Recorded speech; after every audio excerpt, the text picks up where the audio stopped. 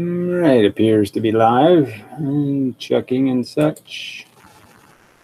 And we'll get on with the show. Appears to be live. It's good enough. I think. Yeah, I think it's good enough. So what do I want? Comments first, I suppose. Mouse, it's working. Please. No, that's not what I want you to do. That'll do.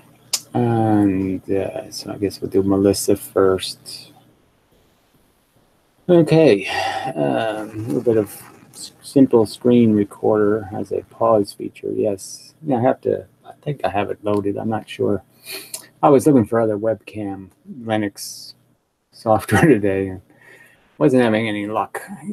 Can't find any that can run two windows at once. They're all incompatible with each other. So if you have one loaded, the other one can't find the other camera and that kind of crap. So kind of irritating.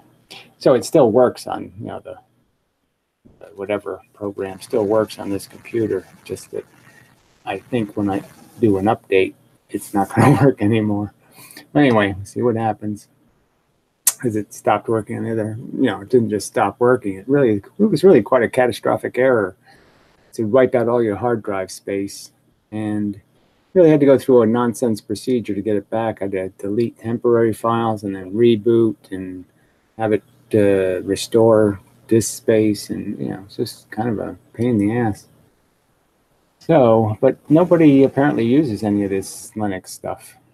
But you go to the home page of the software, and nobody's post messages, nobody updates anything. It's like, so I mean, I posted a "what about this" kind of comment, but nobody's even read it yet, so not likely to get any advice. Anyway, disappointing. I thought Linux was more popular, actually. Seems to me. But anyway, flow of oil is a good observation. Flow of the oil is a good observation. Well, it didn't take much to observe. I just saw it happening. But anyway, okay. Made up of circuit piece. Okay, that's an old one. So that comment is, all right, not a big deal. But the second one, I think, is worth a commentary. I was kind of careful. I didn't go say, yes, I've now got them. Their bullshit is now exposed entirely. It's all horseshit. I didn't go that far.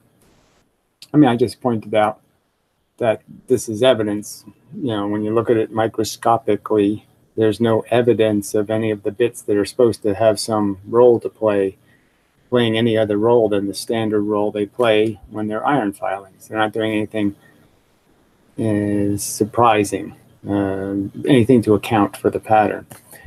And I sort of pointed out why, that it's there's a zillion of these little things, and you have to reflect light off of their sides. You can't reflect it off of them head first.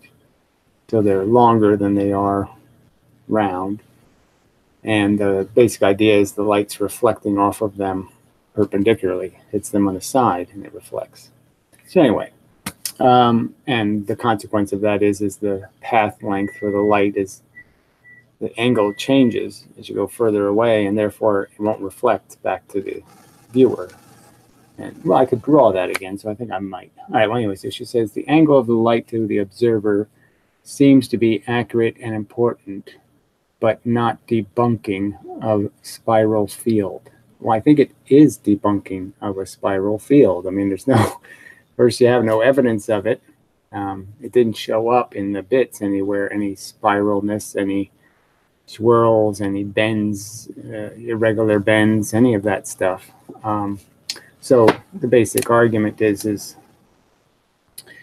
the magnet, not bizarrely arranged magnets, not ring magnets, not ring magnets with holes in them, not magnets that have a weird pattern built into them, but a standard magnet placed on one of its poles creates just what you'd expect, the common radial pattern of all the stuff lines up towards the center of the magnet.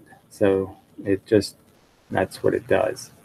Now the point is that if you have a light source, remember the light's coming from underneath, so it's more three-dimensional than I'm demonstrating, but that accounts for the holographic effect. So the light source, depending on where it is, these angles. So if it wanted to just illuminate one of these lines, the problem is these angles change for each bit of magnet. So you can see that this angle is completely different than this angle. So the argument is that the light instead reflects, grab another color, off, this one reflects, and then this one reflects, and then this one reflects, and then this one reflects, and then this one. So the lines going here, here, and here do some of the reflecting, and that's what's causing the curves in the lines. The little bits are tiny, so you're not seeing that this line, this curve, is really made up of a bunch of this in terms of what it's reflecting off of. So it's reflecting off of stuff that has a, I didn't do that angle right, but they're in different lines, different arrangements, different, they're in different places. So you're not lighting up a row of these things. You're lighting up a bit from one row and a bit from another row and a bit from another row and a bit from another row and a bit from another row. So that's why the lines curve. And they'll curve more the closer the light is, the further away the light is, will change how much curve there is in that line, obviously.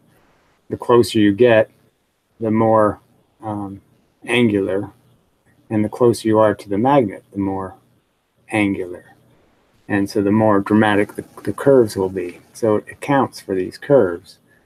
So yeah, I haven't proven this in the sense that I haven't diagrammed every photon's travel and every path.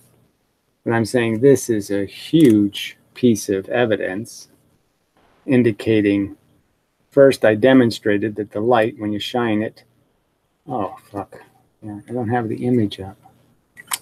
Shoot me or something. Oh, that was a catastrophic error on my part. Sorry. So, so many things to deal with. I'm not feeling too great today. It's one of those days I have too many of. What the hell? Why didn't that show up? There it is. Okay, so this is what you should have seen. All right, so this is the radiums, the radiuses of the iron filings, the little tiny nano bits, and they really are nano bits. And so they form a radius, as I was pointing out, just like they should, just as you would expect with iron filings. And the point is the light, depending on where it is, has to reflect off the perpendicular side. So it has to hit those little bits on the perpendicular side. And if it didn't show up, blue isn't effective. I mean, all these issues, lighting, everything. I mean, Jesus. Yeah, that's much better.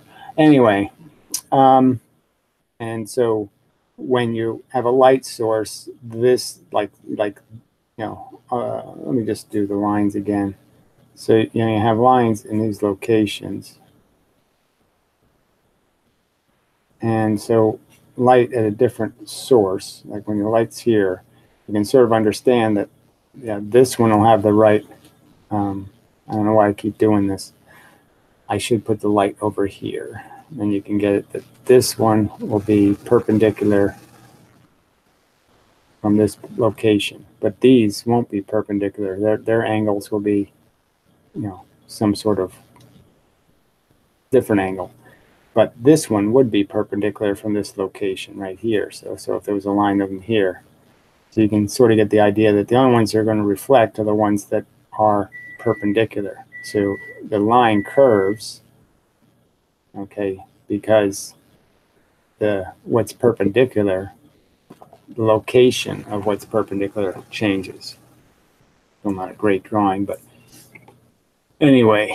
So anyway, this doesn't, like I said, it doesn't, you know, for me to prove it, I have to take each ferrocell image that has, you know, 25 LEDs or more, and point out where each photon is going and how it's bouncing off a different one of these pieces of ferrous material. So, but it's as if, the point is that if you were to look at it, it's bouncing off one here, and then one here, and then one here, and then one here, and then one here, and then one here, and one here. You know, so the angles are all different from this magnet to who gets hit by the light. And that's why, you know, they have a bunch of lights going around. So there's plenty of angles that are getting hit. And so, but that's why there's usually as many beams as there are LEDs. So the more LEDs, the more little beams of light you'll see. The fewer LEDs, the fewer. So if you just put 4 LEDs in a ferrocell, somebody ought to do that, and you'll see that it's not going to give you a rich pattern. It's going to just give you probably just 4 lines. And yeah, so anyway, so yeah, it does improve it, but it proves the where they say that, when I say that word, it's proof of theory or something, proof of concept. It proves the mechanism. It demonstrates a probable mechanism, a certainly possible mechanism that explains where the idea of a curved line is coming from, when it's not really a curved line. It's just changing the location of where something is in the right configuration, and that location changes as you move around the magnet. All right, so so I would argue that yes, this is getting awful close to a proof that there isn't any you know, spiral function in magnets, any bent lines. It's a radial force, and it will push matter into radial conditions. Now, the interesting subject is, even if you don't go for that, I would argue that you still have to account for how the light is bent by the magnetism. You know, so we know that a big magnet can't bend light, can't pull any of the photons out of a beam of light with a magnet. So the argument would have to be that somehow a small magnet can, like one of these little tiny ferromagnets, when they're magnetized, that somehow they can bend light. And they really can't. All they can do is diffract light or reflect light. So they're just doing what is any material thing will do, which is reflect light. This battery will create a bright spot, you know, light source coming from over there, and it's just reflected light. It's nothing magic about it. You don't need it to be magnetic, and if it was magnetic, it's not going to bend the light. But if I made that battery out of very small atoms and I jiggled them, well, then I could bend the light. And that's like the other guy asked a question about heat. And, you know, when you move, atoms are moving, then they can send the light off in a misdirection because they're moving. As they're translating the photon, they're changing their position. And as they change their position, they'll change the direction the photon was moving. It seems kind of obvious. It's like a car is moving this way to you really slow or something, and you're traveling this way running or something, and you jump on the car, and the car moves a little bit, and then you jump off. Obviously, where you're going to end up has changed. Your vector has been altered by the movement of the thing you transitioned through. I think it's a perfectly logical argument. I think it probably has a lot to do with the double slit experiment, single slit. So I'll probably get there eventually in this video. So anyway, so we'll move on to the other comment by Michael Falwell. Hi, Gary. Thanks for the info. I was thinking about traditional iron filings on a piece of paper and how that also displays the so-called reciprocating field lines. Right. And the word there is, it's always, these filings are always trapped in some sort of circumstance where they can't get to the magnet. They really kind of would tend to just collect on the magnet. They're not usually going to stay out in any free space, but they sort of have to because of the confinement of the glass. It doesn't allow them to take any path they want, and so they have to move through different fields of the other magnets are creating, and they won't do that because there's too much repulsive energy. So it always has to be sort of understood that the paper is what really causes there to be a pattern, because you wouldn't see it if you were absent gravity. You wouldn't be able to just have a magnet with a bunch of iron filings out in space here. They'd all tend to get to the center eventually. But there's a trick to that. So that's what I will do next. Basically, the iron filings are little magnets, all originating north-south, and I agree the separation of the lines is due to repulsion. So, and I think this is a really important thing, and it was never really explained to me as a child, but it's sort of important to understand that all these little magnets.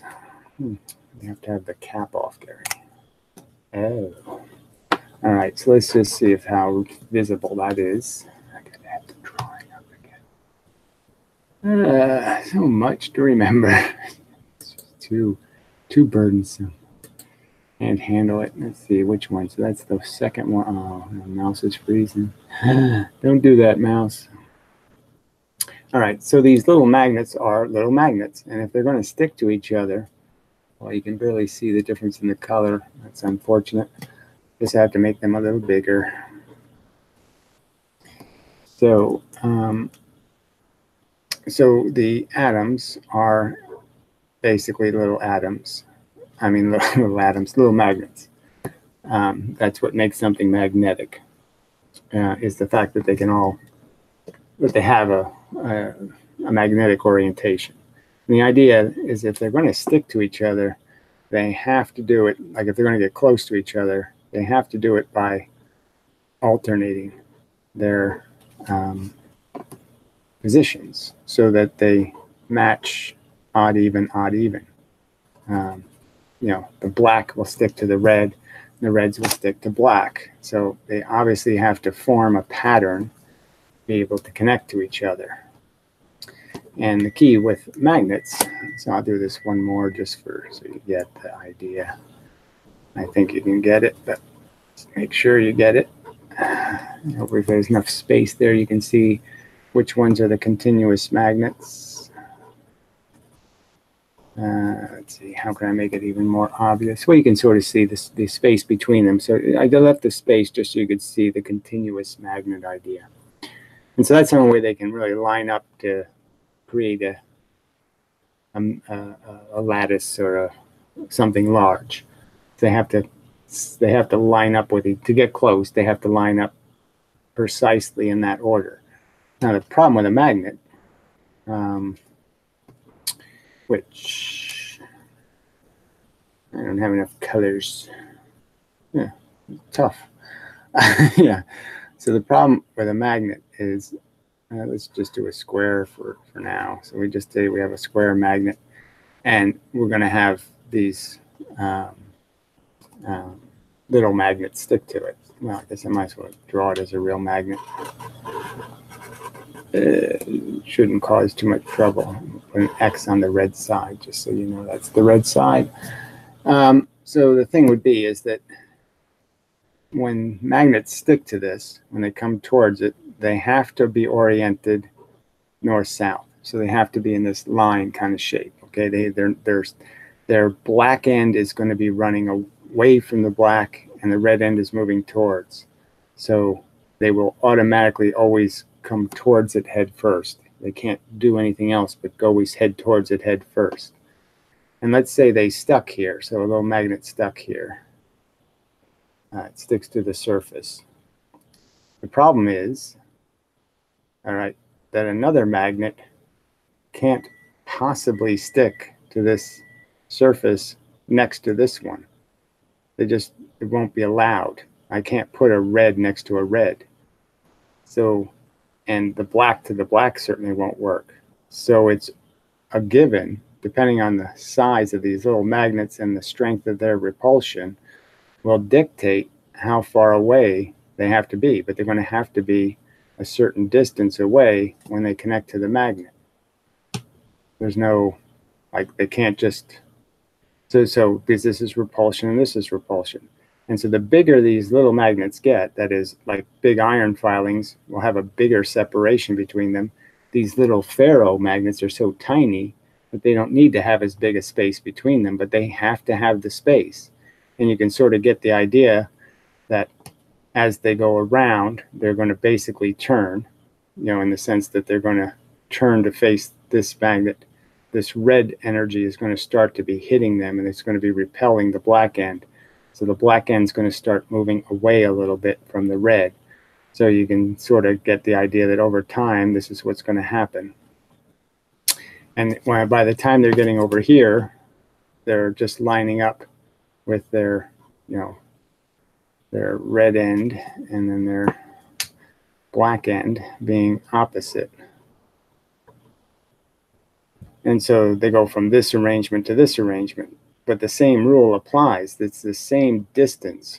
So, and the distances from this magnet are close to the same. So the problem is that another row of these can't get too close because they're the same number of magnets away from the source, essentially. The same amount of black, red kind of thing.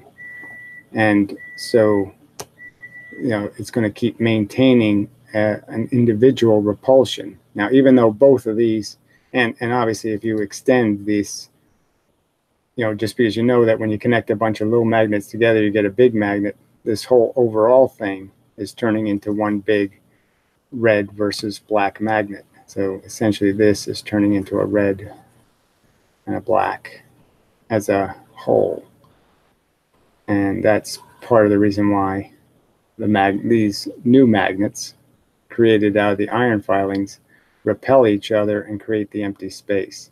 But it's essentially, this empty space is essentially the empty space they're creating. It's just this idea that they can't be on the same cycle. They have to alternate. And mechanically, they can't really do that. Because of the rules of alignment. They'll end up being face to face, and they just can't do that. So that's what the space between the lines is made out of, is the innate repulsion between the individual nanomagnets, the atoms even, that make up the substance. They're not aligned right, and you can't fix that alignment mechanically because it's based on distances. And it's kind of rigid. Yeah, I think that's a reasonable explanation. I think so. So we'll continue to read a little bit. But I think I already made the point. Okay, each filing that's attracted to the north end means the uppermost end away from the magnet is also north. And so there is a repelling force on that end and also an attractive force from the S end to the magnet and vice versa, which would appear to curl around. Yes, it just has to do with, the fact is everything came in straight, head first. There wouldn't be a problem, but it's you start revealing is this the image? No, didn't think it was. Guess I have to click on it. I don't remember where it is. I should I'll try something else next time. But anyway, so the point is this end of the magnet isn't exposed to the magnets here. So there's no repulsive force from this to those red ends here. They're not seeing this. And the black ends aren't seeing the attractiveness of this. So it's only when they start to move out here, that they start hitting or getting exposed to this. And once they get exposed to this repulsive force, it just causes more and more bending. I mean, it's attractive to the black and repulsive to the red. So it forces the red to start moving away from the black, even though it wants to head towards it, it's feeling some repulsion. So the two forces are tugging at each other. And obviously the black end is attracted. So the red end repelling and the black end attracting balances the force at the black end. Obviously, and such. And so comments here. Curl around. So the bigger magnet is forcing the smaller lines of magnets towards each other. And when they meet, they will be oriented north-south, end to end, forming what appears to be a loop. Right.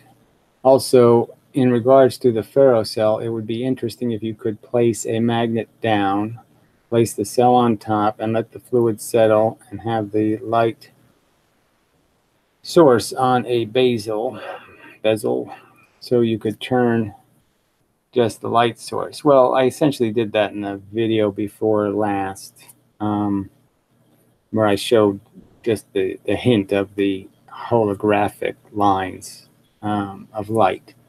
And so I already sort of did that by moving the light around. You could just move those little lines anywhere you wanted to. So obviously I wasn't moving the magnetic lines. I was just changing which bits of the material are reflecting the light and such. All right, so that went quicker than I thought it would. So this might be a short evening. So I will say something about the two slit, I guess. Yeah, I don't know why I have such a problem remembering which one of these is the right window. I have a problem with a lot of things.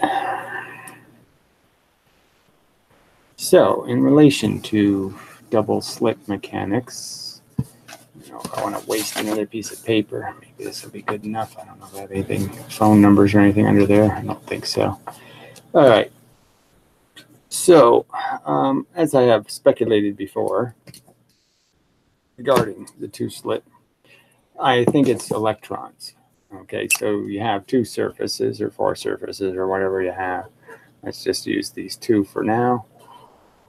And what we know is as you bring them closer together, you widen. That is, you create more separation in the pattern. So the pattern gets wider. That is, the photons go further away. The closer you bring the two slits, and they essentially become almost perfectly, they almost create a perfect little beam the further away they go. So they go from diverging a lot to not diverging at all. Obviously, the wider I make the slits, there's a point where the laser beam just goes straight through and no pattern is created. So my argument is the electrons on the surface of the material are what's dictating how much the light diverges. And it has to be some sort of, they feel the pressure. So as the slits get closer and closer, the electrons compress because they repel each other. So you can sort of understand that these electrons repel these electrons. And as you bring the slits together, you're going to compress the electrons on both surfaces. And the point is why would that deflect the light? Now, one argument I could make is the same as that heat argument or the noise argument or the jitter argument, that the more pressure they're under, the more jittery they get. And so that's what's causing the amount of movement being greater in terms of the deflection. So the idea is if the photon comes in to an electron and nothing's jittering, then the electron moves a little bit forward and then the photon is released again. Now, that mechanism is a little more complicated than what I just drew, obviously, but we'll just say that for the sake of argument. And the idea would be is that the photon comes in, the electron is in a position, the position changes, and that causes the photon to leave. The more that change happens, the more offline the photon leaves.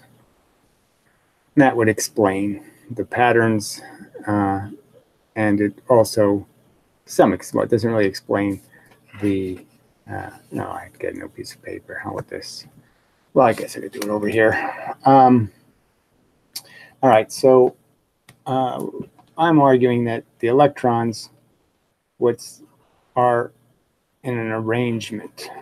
I guess I won't use this. I'll use this as a proton just to make sure we all understand that these are atoms. So we've got our protons here, and we have electrons on the surface. And the proton creates enough attractive energy. So these electrons are held tightly. They're part of the atom. So maybe I'll make them solid. And then because the proton has attractive force, there can be out here a little bit further, there can be an electron that's kind of a free electron because it's not really attached to the atom in a strong sense because it's too far away. It's repulsive to the other electrons, so it can't get too close. And so it can be moved about fairly easily. And it's that electron, okay, so you got to think of that, just reciprocate it to the other surface. And the other surface has the same thing happening. And so as these electrons start to pressurize, they start to get into weird configurations, very unstable positions, because they're causing pressure on the atoms and the electrons in the atoms, and any movement in all of that molecular thing would also be causing them some movement. And so when a photon hits, because they're in tension, they're going to move a specific way. They're going to move, because they can't cause too much pressure to the atom, they're probably going to move in this direction. And then when they move back, because they don't want to stay in that position over here, they want to be back here. When they move back is when the photon escapes. So when this electron shows up, it has pressure, and that it has to cause pressure here, and then that pressure is it's the rebound pressure that releases the new photon. That's the one part I'm sure of. How exactly the pressure is translated, I mean, whether the photon actually has to, it moves the electron, travels, and then escapes before the electron hits here. I don't know. I mean, that requires getting into the molecules and the arrangement of the electrons and the protons, and it's a little more complicated than necessary. But again, this is just for proof of concept.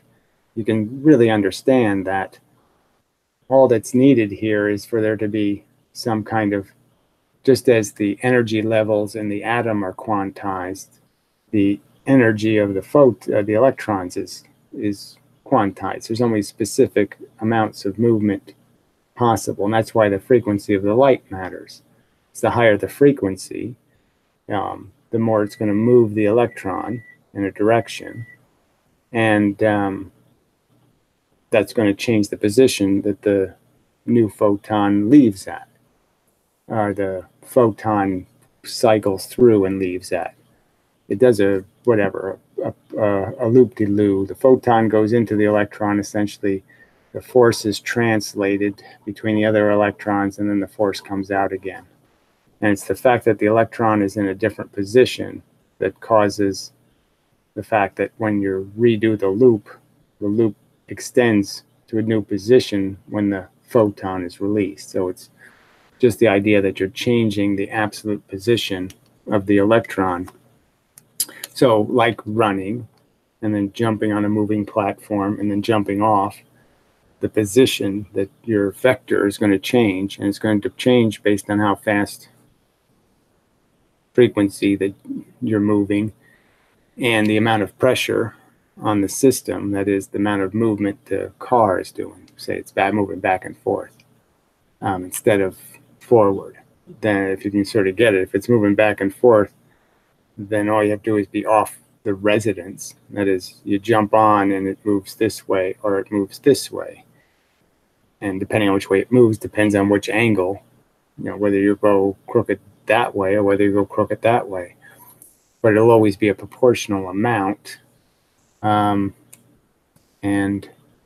that's what's creating the separation, is the fact that the energy in the atom is probably part of the cause for the parts that are on versus the parts that are off, because we're back to, like I said, an arrangement argument where the electrons are in there's precise locations. Like I said, they're all attracted to a proton, the protons, the nucleus, to be perfectly correct. So you have the nucleus here, and they're all have a constant, there's a certain amount of attractive pressure, and obviously the attractive pressure for this one's a little weaker. But this repulsive pressure, should be drawn in black, is not, it's consistent between the electrons. So in a sense, this pressure can't be stronger than this pressure. So this distance, I kind of drew it wrong, probably has to be the same distance when it's relaxed. And the point is when these two surfaces get close to each other, these two systems,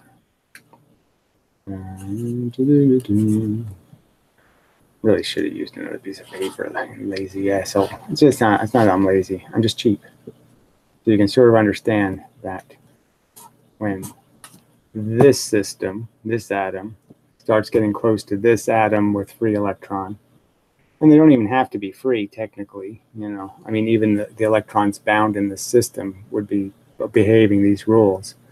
That is, the electrons in the first energy level or second energy level or third energy level have to be in these kind of relationships. They can't line up. Okay, they just can't do that without having their direction severely, their orbit, if you want to call it. See, I don't really think they're orbiting. I don't think they're spinning. So, it's all magnetic. But anyway, you can really get the idea that this is a pressure system. This will measure pressure. Pressure will be revealed in the effect it has on these two systems. So it's again a very good proof of concept, a reason why. Not only a reason why the frequency of the light matters, but a reason why it's doing this inverted thing where it spreads more as the thing gets narrower. It explains that it's because, yes, you're compressing the electron and making it more vulnerable to more eccentric, faster movements, because it's moving into deeper pressure. More pressure means you move faster. So the electron jitters faster. It means it gets out of its position faster, which means the photon's going to be more likely to be ejected in a new direction. So I think that's a pretty good explanation. I might go into some polarization stuff. So let me get a new piece of paper in case I do. Because I've been thinking about the entanglement stuff, and it's the evidence is so weak, and the experiments are so convoluted, just to be able to try to prove that there's no I mean, they keep saying things like hidden variable, and it doesn't even have to be hidden. The simple answer for when they create two photons, let's say, and one is of X polarization and one is of Y polarization. And what you need is a test to prove that they're not just left and right-handed gloves, that they weren't just created that way. because the argument's being made that somehow they're neither glove, and it isn't until you decide to test one of them and force it to be right or left that the other one becomes the opposite. And it's such an extraordinary claim to say that that's what's really happening. Not the simple thing, left and right sock or left and right gloves. No, I mean, who would have left and right socks? Shoes, let's say. Instead of that simple answer, they're going for this extraordinary answer. And then, like I said, they have to contrive a bizarre experiment to try to test for it. And, there's just so many. So I want to talk about measurement, because this idea of, they think they know how to measure things when everything in quantum mechanics has taught them, basically, is that measuring is incredibly dangerous. Every time you go to measure something, you're going to interfere with it. It's very hard to interfere with, to measure something, because you're going to affect it. And they've sort of lost all that knowledge because they claim, after they've detected something, measured it, that it's still what it was, that they haven't changed it by measuring it, which is, that's a reach, a heck of a reach. All right, good evening. Would the characteristics of the electrons, ergo their influence on the passing photon, well, that photon never passes. So let's understand the force law here. Photons are force. So they're like gravity, like magnetism. They don't interact with themselves. So the magnetic field from one magnet does not bounce off the magnetic field of another magnet. The field has to go all the way to the other magnet. It has to reach out and actually hit it. The field from this one has to hit the other magnet, but the fields themselves can't bounce off each other. So it always has to be force, has to hit matter. That's the only way something can happen. When force hits force, nothing happens. That's true for gravity, magnetism, and light. That's why light never bounces off of light. So you can't influence a photon while it's passing. It has to hit the electron. So there's no passing influence. You can't bend a photon with a field. Photons are not bent by gravity. It's just nonsense. It doesn't happen. And the evidence is incredibly inconsistent and weak. And so that's going to be one of those things they'll say eventually in the headline on the New York Times. Oh, gee, Gary was right after all, and Einstein was full of shit. We should never said Einstein right based on such crappy evidence. Because it was crappy evidence. Eddington's experiment was crap. And all of the lensing images of galaxies is mathematical nightmare. You can't make any sense out of it, besides the fact that gravity is the wrong shaped lens. But I've been over that already. So I'm just saying that besides the gravity stupid thing, there's no evidence of a force ever interacting with a force. It has to be matter against force, always. Force against matter, matter against force. In a sense, material things never hit each other. So when my hands hit, it's not electrons hitting electrons. It's electrons hitting the force the other electrons are emanating. So the electrons themselves never hit each other. No material thing hits another material thing. All you do is create tremendous amounts of pressure, force pressure, but none of the material things ever hit the other material things. Okay, so finishing. Their influence on the passing photon be dependent on the slit wall material. The idea is that any material is going to be subject to this elasticity. So every material is going to have this arrangement. Protons with electrons around them. And this idea of the odd man out electrons. And these are the electrons that are compressing these electrons. But even if these odd man out electrons didn't exist, you could still understand that these electrons are going to repel these electrons. And the closer I bring these things together, the more pressure I'm going to create. So no matter what the material, you're always going to have a certain amount of pressure. Now, I would argue if they really studied this seriously in some way, like if physics gave a crap about their fundamental experiments and did these experiments in detail, I believe they would find that some materials do create a significantly different amount of separation. That maybe it's only microns of it, but you know what I mean, that there is a difference, that the pattern doesn't mathematically fit as well with some materials versus other materials. But I'm just saying the basic mechanism would be true for all of them. All of them are functioning in the same thing is affecting them, and that's the pressure.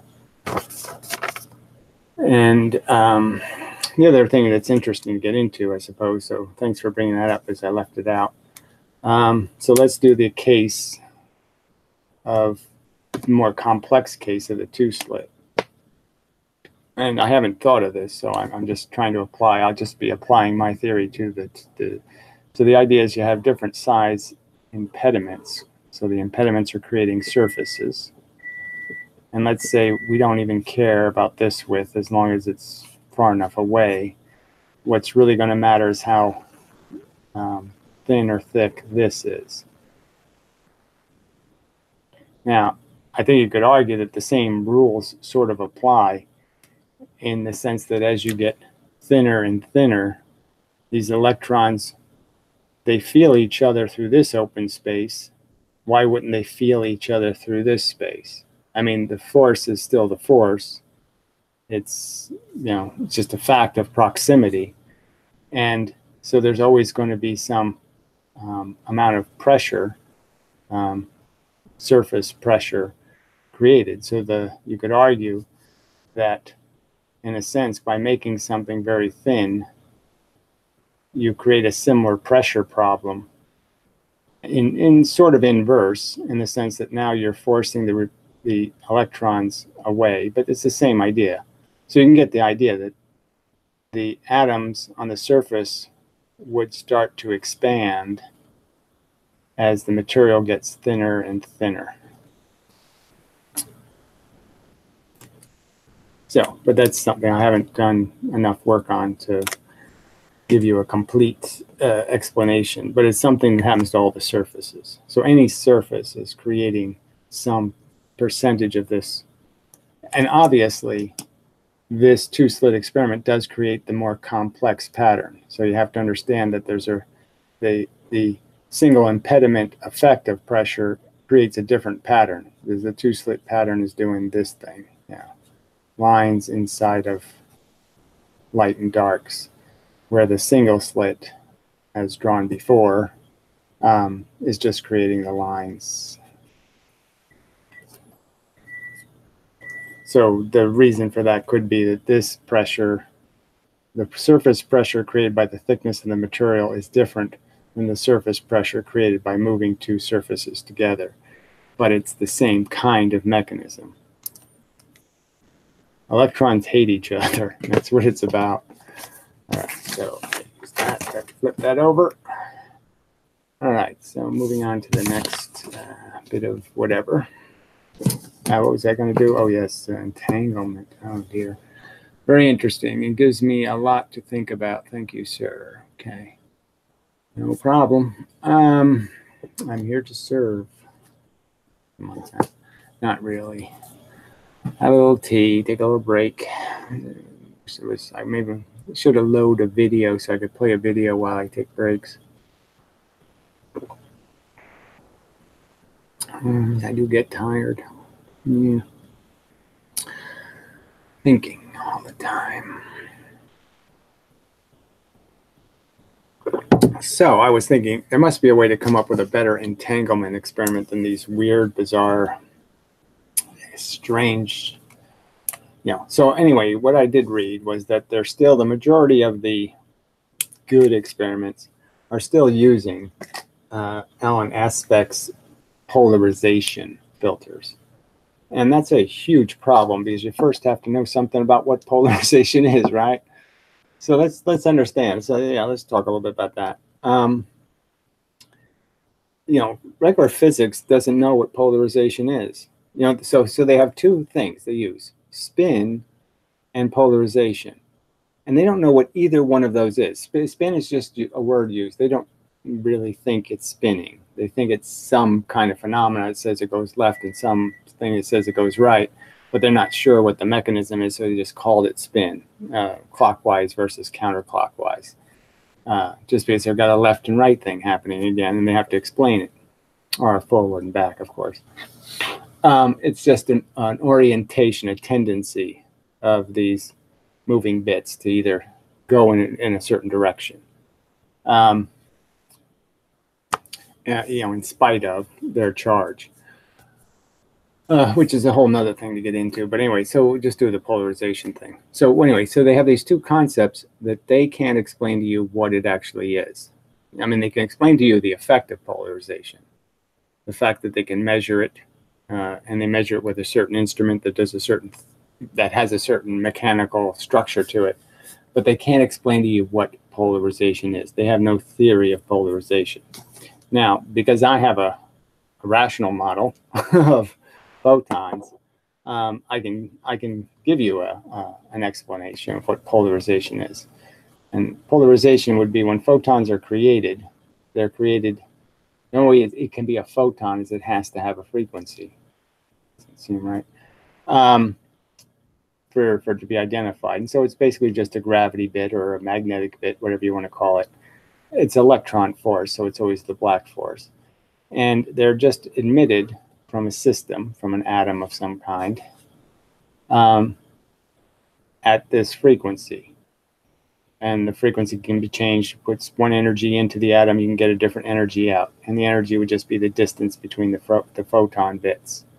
And so this defines what they think is energy. And it actually isn't energy, it just defines the separation. Obviously, the closer they are, the more you can shoot in a specific amount of time.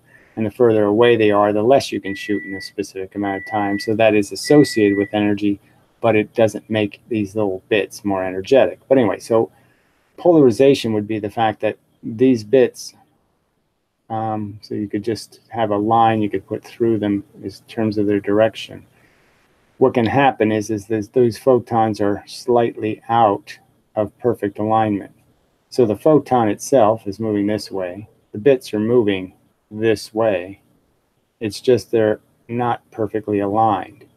And that would be the polarization. So the polarization is essentially the photons pieces are not perfectly aligned so that they're separated by a distance. And so it would be this way, any way. I think, again, another sort of proof of concept that using photons that are particles can provide an explanation for what polarization is, a very complete kind of explanation, and why detectors for this thing called polarization would have the appearance of being jail bars. Because you could sort of understand if the little bits are coming polarized this way, that is left to right, so they're moving in a straight line this way, but they're out of alignment, you could sort of see that, oh yeah, one bit gets through and the other bit hits the bar and fails to get through the filter. So no photon. And that's what actually happens in reality. Now, the interesting test for this would be that obviously these little bits are also energy, just like gravity. They have a physical impact. So even if you break the photons, they're still something. They're not nothing. And they would still have an energy they would put onto the filter. And I've always thought it was kind of interesting that polarizing filters do seem very tolerant in the sense that they don't melt that easy. So, I mean, I have some polarizing film and I'd like to test it against something that absorbs 50% of the light. So say if I take a green laser, the one that melted my piece of film, and I can find exactly the same material, except it's it just blocks 50% of the light. It's got little holes in it. So 50% of light gets through, 50% doesn't. Now, those photons will likely be completely absorbed rather than partially. And that's tricky too, because the polarization is going to mean some of them will be destroyed, you know, anyway on the surfaces. I can't say that for sure. But yeah, no one's done these experiments. It's just like the two-slit experiment. How much of the light actually gets through the two slits? What proportion of the light? And they should be able to, I mean, they have all this perfect math. They should be able to calculate exactly how many photons get through or with a certain amount and be able to measure the energy and see if they're getting as much energy as they're supposed to through the slits, or whether some of the energy has been absorbed. So anyway, whether or not I can figure out a way to test it myself, you can get the idea that absorbing full photons, you would be getting, see, what I'm arguing is that there's two go in, okay, and one hits the material and one flies free. So it's only half the energy, where you could have a case where two go in and both are absorbed by the material. Therefore, it gets heated up and, you know, might radiate infrared light or whatever, as a translation. You know, and it's a different way of explaining the process. But anyway, so the point is that the reason why the filter in one way, the light gets through, the other way it doesn't. So obviously, if you just turned these photons, you wouldn't see their misalignment, right? So if I rotated them, they would be right on top of each other. They wouldn't be misaligned, and they would go through the bars quite easily. But as I pointed out, not 50% of the time, right? It's not going to be 50-50, because some of the photons with the right alignment will hit dead on one of those little bars and be absorbed. And so you won't have 50%. You always have less than 50% getting through the filter, because some properly polar, that is, you had mixed polarization going in. So if I have mixed polarization going in, I won't get 50% blocked, 50% through. It's always going to be a little less that'll get through, because some of them are going to hit the bar. Some of the ones in the right direction will plow right into the bar. So it's always going to be less, which is a fact. And I don't know whether it's a fact that any of these physicists consider a fact, that they understand that they can't get away with this premise that it's 50-50. See, they're doing this all by mathematics and probability. So they're basically saying that there's a correlation when they have an imbalance in the numbers. So they're basically saying that when the numbers don't turn out 50-50, that proves entanglement. Okay, so, you know, to a certain extent, when there's a correlation or an anti-correlation that exceeds a certain limit, they can, by the Bell inequity, declare that it's impossible for there to be a physical reason for that. And so therefore they can say there's such a thing as entanglement. But that's based on your original premise being correct, that 50% of the photons were blocked and 50% got through. So this is an example where when you're testing your photons, you're destroying some of them. So the test isn't just, I'm testing its polarization. Now, the other trick to this is, you know, I mean, I haven't seen this discussed anywhere, but none of this is discussed anywhere. None of these complicated experiments are detailed anywhere, you know, step by step, what the assumptions are going in, you know, how they're declaring what they think is happening and all the rest of it. So the other catch is that when photons can get through that aren't, all right, this pen seems to be dead, so let's put it over here. Well, I hate throwing things out. Let me throw it down there on the floor because it's dead. It's not coming back to life. I gotta learn to throw shit out. I have such a poverty mentality. Save everything. Yeah, I've put my coffee through the grinds a couple of times. Anyway,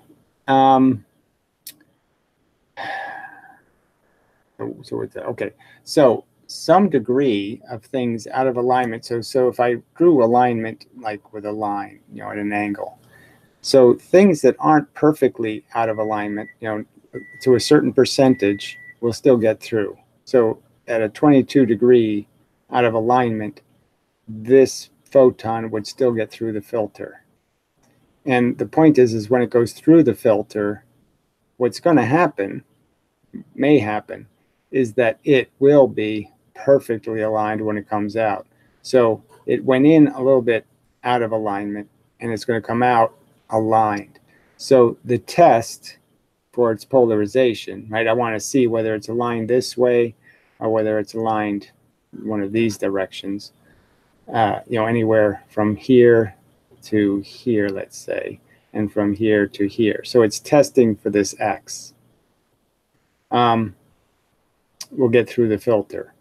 That's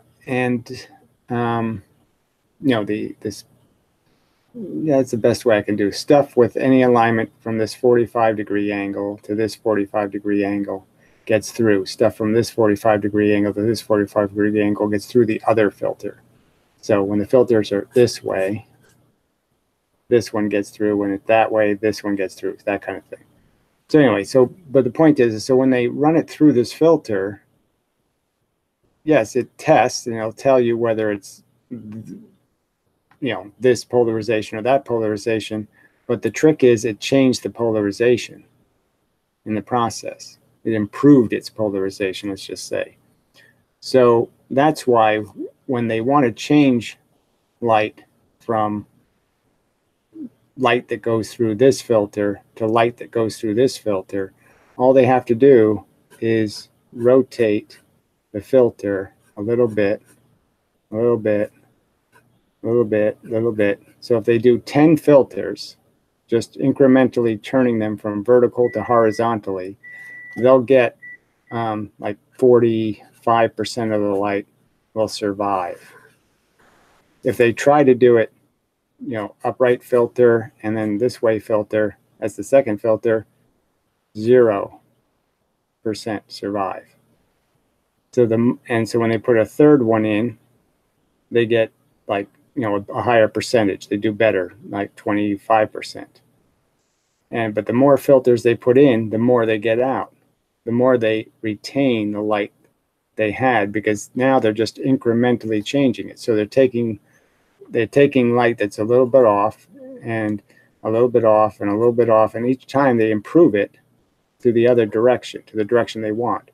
And so they're basically converting light of one polarization to a light of another polarization, just demonstrating that the filter does not just test, it completely influences what comes out of it. And these are simple rules of of quantum mechanics here. Like I said, this is fundamental to quantum mechanics, is recognition that measurement is dangerous. Measurement's always tricky with these little tiny things, because it's very hard not to influence their path while you're testing them. We don't have any like very tiny needles. We leave real marks. When we test one of these little bits, we leave real marks on the little bits. And it's like they're denying that truth, to portray this to enforce this regime of we have to believe photons can read each other's minds, that they've somehow entangled with each other and left essences with each other, a spirit with each other. I mean, it is so much like a religion. It's really horrible. And when you realize how little evidence they really have, they have convoluted experiments to try to test where you're trying to test that it's not right and left, like they didn't start off that way. And somehow you're trying to prove that later is when they decide to become something. And it's a very hard thing to test for. So they have to have this convoluted gimmick experiment to do it. And the gimmicks are made out of these kind of filters. So you can get, you should be able to empathize with my argument here in the sense that, is this what physics should be doing? I can point out how the filter does not test. It changes. And this is their fundamental mechanism they're using. And do you really trust them when they can't even tell you what polarization is? They can't tell you how the filter's detecting it. And they're certainly not going to tell you how the filter is changing it, because they're apparently won't even admit that's happening when they're talking about their entanglement. Yes, when they're talking about some other experiment, they probably might admit it. They might. But there is a video on YouTube. It was done at Google. Some guy did a presentation at Google, and he has a video claiming something like why quantum mechanics is a fraud or something. And it just has to do with putting the middle filter in the polarizing film, and you realize that more light gets through. You put a third filter in, and somehow more light gets through. And the reasons, in my opinion, that's a big mystery. But the reason, in my opinion, is really obvious. Because, yeah, the second filter's changing the orientation of the light, so now more light can get through because you're basically altering its polarization. Now, again, why light is polarized going through these filters, I mean, why the polarization has changed is an interesting question. I don't have a great answer for. Because I've stated they can't be affected merely by force. So they have to be interacting with something. So again, it has to be this electron argument. Now in the filter, these are really tiny, lines. And obviously there'd be electrons around each one of those lines. And obviously the photons would be interacting with the electrons. But it does raise an interesting question. But you sort of can understand that if the photons are out of alignment coming in, it's quite logical to think that an electron that's in a tight bond, that is high pressure because there's lots of lines, that electron, in that circumstance, would take things that are out of alignment, and the electron would always be in the same position as the alignment of the filter. So it would produce light dictated by the alignment of the filter. So it would tend to correct it to the alignment of the electrons, the pressure they're under. So I think it would be quite... so again, another proof of concept here. I just don't see how somebody can discount these arguments and say, oh, that can't possibly be the truth. No, it is quite possible, and I think it's quite probable. And I'm just surprised at how, I don't want to see it, I don't want to hear it. All these wooey, like I said, that's what they want. They want woo physics. They want a religion. They don't want science. They want religion. Let's see. Apologies for the multiplicity of comments. Well, 2 comments isn't exactly. I don't think 2. When somebody says multiplicity, I don't think 2 qualifies. It's like when somebody says a few. I always hated that. There were people who say, oh, yeah, I did that a few times. And they only did it 2 times. It's like, no, 2 times, that's a couple. I did it a couple of times. You didn't do it a few times. Few has to be like 4 times at least. I completely agree with you in that physicists tend to project their magics into phenomenon. Well, I don't think it's just about math. I mean, obviously, because the math is, if you really did the math, they know the flaws in the math. They know how many shortcuts there are. They know they have a small angle, blah, blah, blah. This sine is the same as the tangent. And if you're going to have the tangent, you might as well just use the angle itself because it's so, same difference. But they can see all their shortcuts to make this shit work. So I can't see just being a mathematics whore making you say, let's go with the Sasquatch theory. They're sort of pretending that all there is God and Sasquatch, and that there's no rational theories. It's like they're and they're so obnoxious to the idea of going back to somebody like Newton and solid mechanics. I don't know what to call them, material mechanics, solid mechanics, because they really want a non-solid universe. They want ether and fudgy magic, and they just not want to admit that that's, I don't know, it's horrible. Anyway, QM has always bugged me. Best of luck. Good night. Okay. Well, thank you for commenting anyway. Probably didn't hear me say that because you already said goodnight. So, but fine. We'll see if anybody else shows up to say something, and then maybe I'll just say I've done enough. But yeah, I gotta do some spin videos, but I have to go back and figure out how they do their stupid spin detecting, because I did videos in the past on it. I just don't remember the details, so I have to bone it up. It's not a very good statement, right?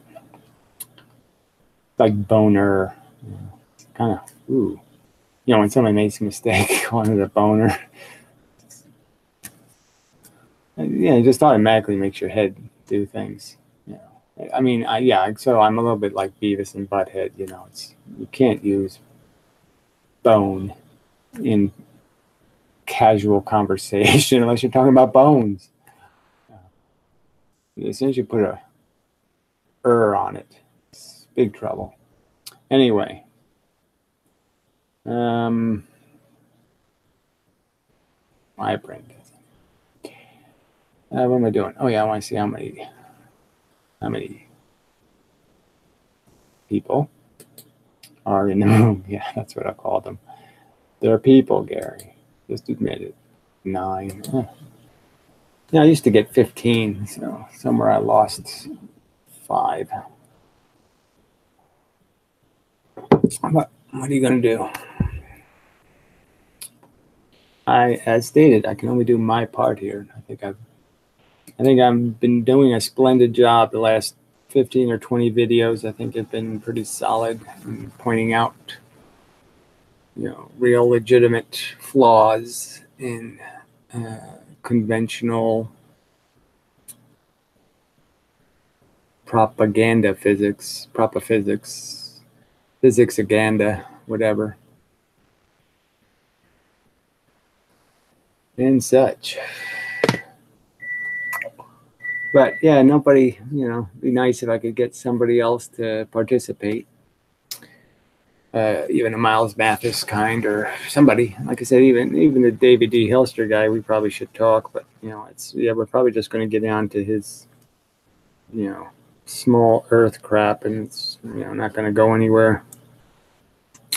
And his perception that creationists make valid claims ever, even, and they really don't. They really, and it's his friend. So he says it's his best friend, but the guy is a compulsive distortion and exaggerator. If you're going to be kind, I mean, an insane amount of exaggeration and distortion. But I mean, the truth is, he's just a fucking liar.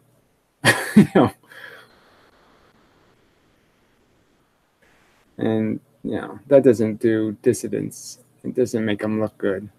And again, it's not his fault, right? I mean, the religious kooks have an agenda, and they think they're cheating the truth for God. They're lying for God. God likes lies in his defense. Something like that. And what else? Yeah, the guy who does the room on Saturdays, what the hell's his name? Franklin Who. He'd be worth talking to, but I guess, he's got a life. I think he's got kids and all that crap. I mean, crazy people. So he probably just doesn't have the time, but, it'd be worth talking to him, because he's a good listener. Yeah, he does listen to a point somebody makes and tries to understand it, which most people just don't do. So that might be an interesting conversation. But I gotta find something more than just this, because this isn't really working very well. I mean, it's working fine. I'm doing videos, so I'm making arguments. And I'm not getting any rational counter arguments, which means I got to be winning. People just make declarative statements. They don't link me to any proof that I'm wrong. So sounds like winning to me. substantially. Let's see if there's anything else at all. I don't think so. Lots of, got lots of experiments to work on. Ferrofluid to play with, and I still doing the light refraction stuff and slits and whatnot. So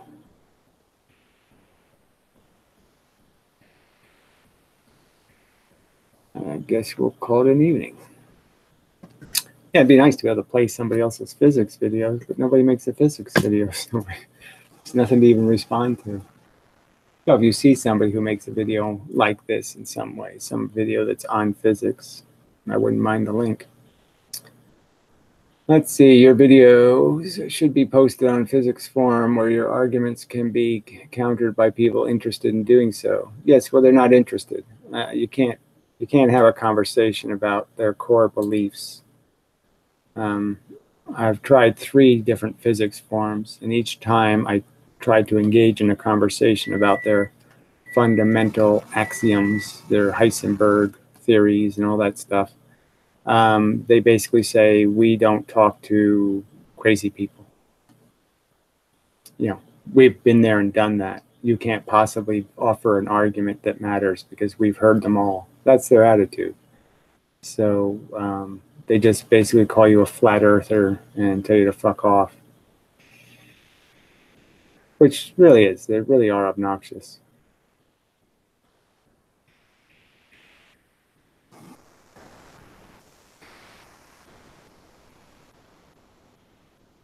So, that's a problem.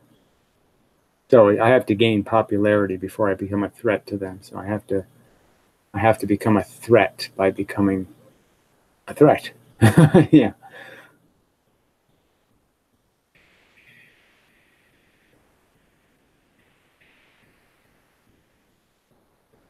But yeah, they really are weak because I've done more debunking of bad dissident science than physicists do, than the conventional physicists do. I'm the one who's sitting here doing the ferrocell experiments, right? I'm the one trying to find the truth. A real physicist, could probably do it in half the amount or a quarter of the amount of work I'll have to do because I won't know some basic theory that they'll know. And there should be a nice, clean, logical explanation for what's happening. Somebody like a Professor Lewin or somebody with retired free time, they should do the analysis and explain it and debunk all these people who think this thing shows magnetic fields. But instead, I have to do it.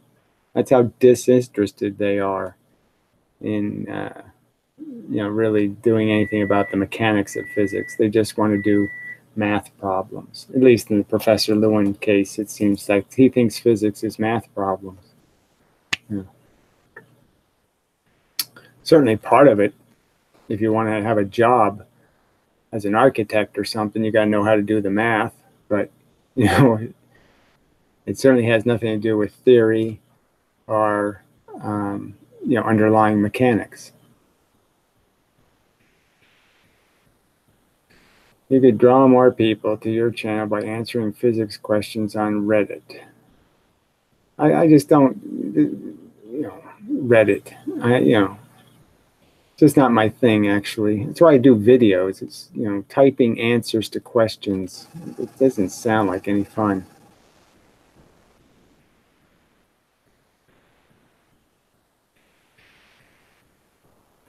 But I don't know why somebody, again, if there's any kind of physics club, you really think the physics club is going to let me answer physics questions? Because clearly I'm not going to answer them, with their crap. I'm going to explain that, no, there is no entanglement and Heisenberg is nonsense. I mean, never been proven. There's no evidence of a Huygens anywhere, anytime in the history of the universe. There's no picture of a Huygens photon.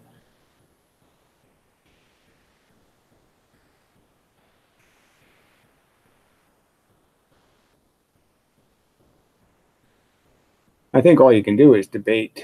I think, and that's why I think the best thing to do is try to drag somebody into these rooms so they have to defend with their shit. And I think that's the best way to expose shit, is to, argue it out.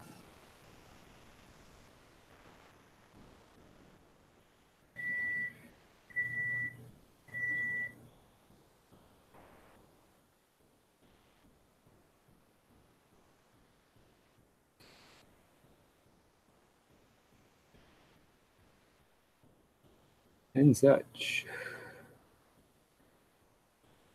So, 30-second warning and such. Fast, quick.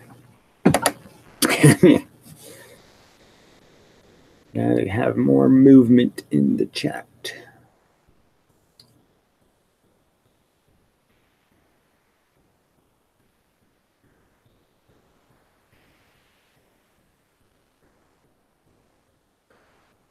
It is possible to respond in the video, in the form of video. You need to kind of impose yourself on people. It's not my style. You get them to engage them in arguments. People are dismissive. Yeah, well, I'm just not, as much as I have a shitty personality and seem like I'm not a rude person by nature. I'm only rude when somebody rudes on me first.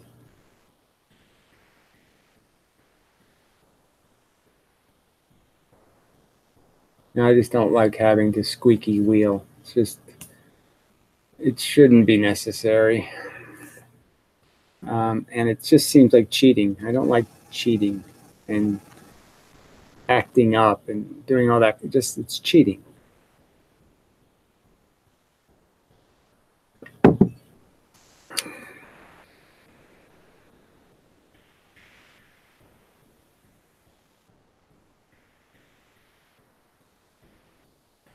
Yeah, I understand. It's, I have to play on the field they're playing. They're playing wacky ball, and I'm saying I want to play wacky ball. I want to play football or baseball, but I want to play wacky ball. And, you pay a price for that, you don't get to play. So I understand the problem. I'm just saying I just don't know if I can modify my disposition enough. This is tedious and difficult enough as it is. And I just really can't imagine doing it in this whole Facebook or whatever bullshit theater. I just doesn't seem to fit with me at all. But I'm taking your suggestions. I'll consider it. It's just that I'm just not a go to Tumblr, go to here, go to here. I'm not a go-to placer thingy. This is where physics should be done, here in videos. This is the best medium possible. It has as many words as you want to put in the description. You can put in the description. You can draw stinking pictures. You can orally explain. This is the rich medium. Why should I go to the poor man medium?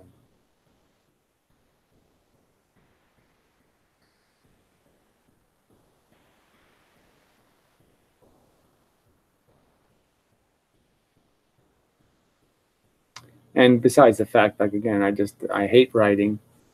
I hate typing. I don't even do it well. So it's also just a hassle. So it's just not my thing. And I did it for years. On the beginning of the internet, that's all you had was all these arguments in text. And it did get horribly tedious because you have to keep restating. These people it's so easy for people to go way off the subject in text debates. They just go so hard to keep them on the subject. Well, says you, I don't think it's entirely impossible to be effective on this medium. So, but whatever. I like that you do rooms like this. I've seen some of your comments on your older videos, and you do write well enough. I'm not saying I can't write. I'm just saying I can't, it's just too clunky, a medium, and I have to just too much wasted time. I got too much to do.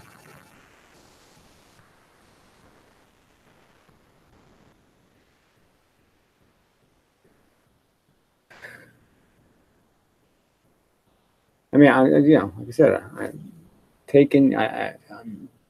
I will consider, but people have nagged me about this for, a couple of years, and I'm just not, it just doesn't seem to be happening because it just doesn't, it's not like I'd rather jump in front of a car, but it's pretty close to that.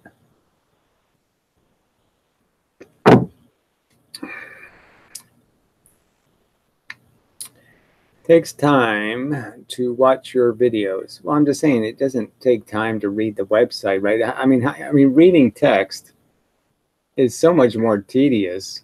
I mean, reading the papers on entanglement, it's incredibly tedious. But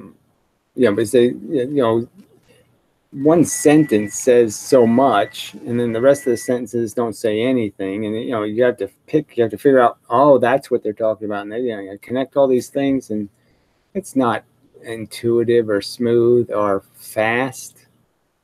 I mean, writing, physics, I'm sorry, why do you think they do lectures at colleges? I mean, they don't do lectures because the textbook is fine. It's all you need. They do the lectures because, yeah, it's a lot better to have the explanation, spend an hour and a half having it explained, because you're going to have a ton of misconceptions from just reading it. So I think you're just making excuses now. I mean, you're just saying that somehow it takes more of an attention span, to watch a video than it does to read a technical paper.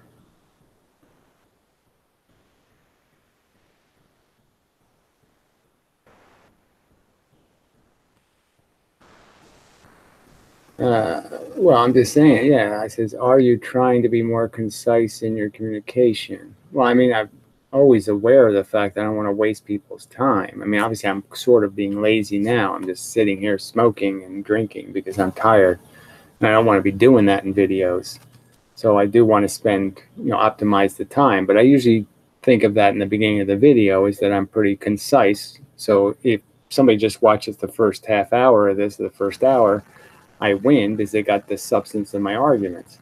And now this part, they can just say, oh, fuck, he's just talking shit. And so it's okay if they miss some of this. But some of this, sometimes, some commenter makes a comment that causes a chain reaction of stuff that is pretty good. But yeah, they'll miss that. So what? I mean, it's not the end of the world. But yeah, I'm always trying to be conscious of not wasting people's time. So yes, I'm trying to be concise and clear, and don't explain too much, but try to explain enough. And so I'm always trying to, I mean, I don't want to go into moronic detail that somebody already knows. I mean, I don't have to explain the obvious to people all the time. So it is hard to do because you know there's different people of different knowledge levels watching what you're saying, and so it's you can't please both of them. It's just not possible, right? I mean, the people that understand the fundamentals are always going to find it tedious to have that retaught to them, and it's always going to be necessary when somebody doesn't have any idea of what those fundamentals are to once in a while throw them in so they can understand the more complex arguments. I mean, it isn't the easiest thing in the world to argue anything. I mean, it's, composing arguments is always complex because you have to try to get the person to understand all the nuances of the circumstance. So even when you're arguing a subject like abortion, there's so many pieces to it. There's the social freedom part, and then there's the absolute ethics part, and the, simple arguments that should always be part of the argument is so you think it's okay to give a chimpanzee cancer, but it's not okay to kill a fetus. that can't possibly have as much brain development as the chimpanzee. I mean, how do you rationalize that? Or a mouse, for that matter. I mean, it's just a physical fact that the mouse, they don't mind killing in a snap trap or a glue trap, has much more conscious identity than a fetus could possibly have. It can't, fetuses can't possibly be more sensitive than that rat or that mouse. So see, so I'm just saying, so that's just one argument. You got 5 other elements to the argument to demonstrate this point that, you know, this is all just a bunch of, you know, you're just cuddling a teddy bear. I mean, yes, you're doing something emotional, but you're not doing anything rational by thinking abortion is a horror, because compared to everything that's going on all around you, it's nothing.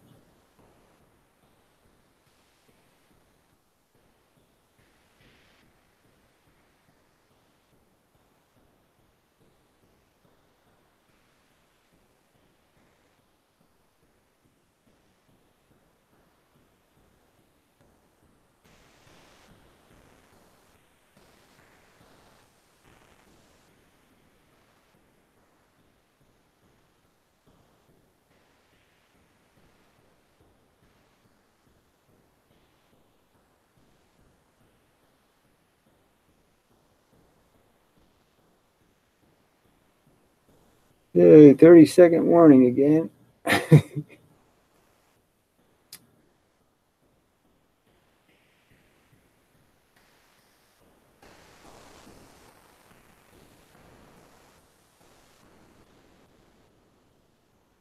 And such. Now, see how many people are here. Ah, there we go.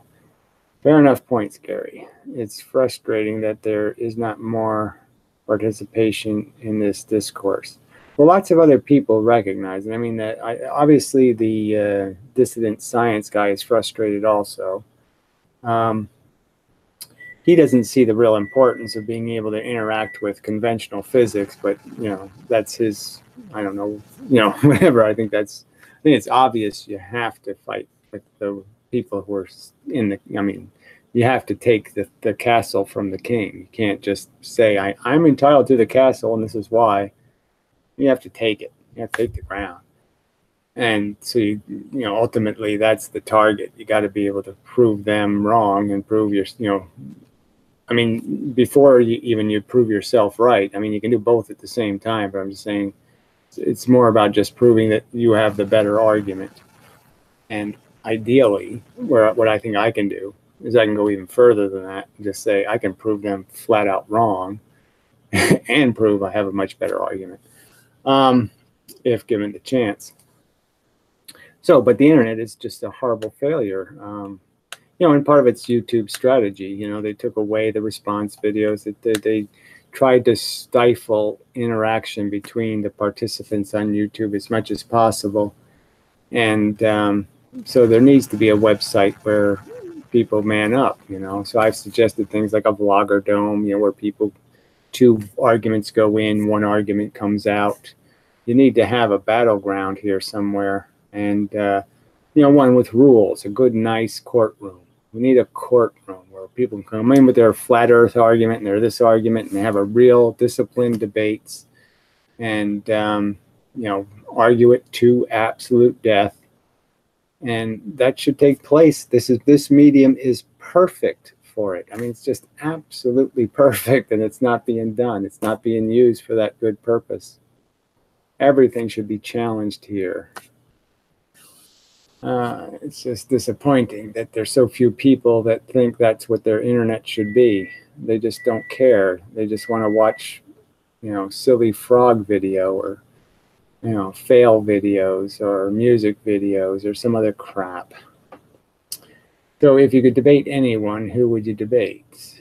Oh, I'd love to take on Degrassi Tyson and Krauss and, you know, all the talking, any one of those talking head bullshitters, because I'm sure they've never actually done any of these fundamental experiments. They really don't know how it really works. You know, and I think I can expose that ignorance.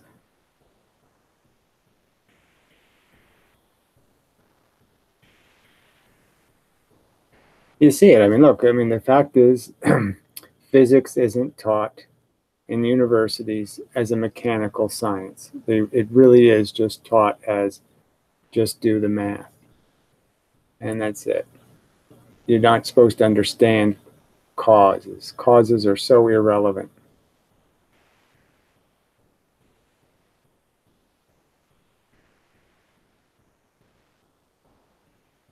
Yeah, I mean, everybody was abusing the response video thing because they didn't make it quite right. But yeah, at least it encouraged interactions and gave people some medium to say, to put their hand up and say, I know, I got a counter argument. And, you know, and people could choose to look where the counter arguments are. You know, there was a category for them, so to speak. That's the whole thing. The categories all died. I mean, you used to be able to search based on, you know, they never had enough categories, but you could search on categories, humor, you know, science, philosophy, you know, there were categories and they got rid of all that. It's just such a, you know, it's just, like I said, anything that gave the user capacity to decide what they wanted to see, they destroyed and made it more and more a medium where YouTube shovels you what they want you to see. So it's like they really did turn it into a featured channel, not a library. You know, it's a bookstore. It's not a library. It's probably the best example I can give. I mean, it's probably a good analogy. YouTube originally was a bookstore, and I mean a library, and they turned it into a bookstore.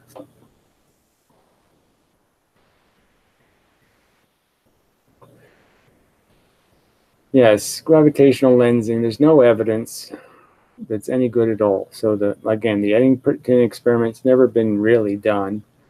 The gimmick of doubling the sun's mass only for photons is a silly gimmick. The lens is the wrong shape to bend light to a focus.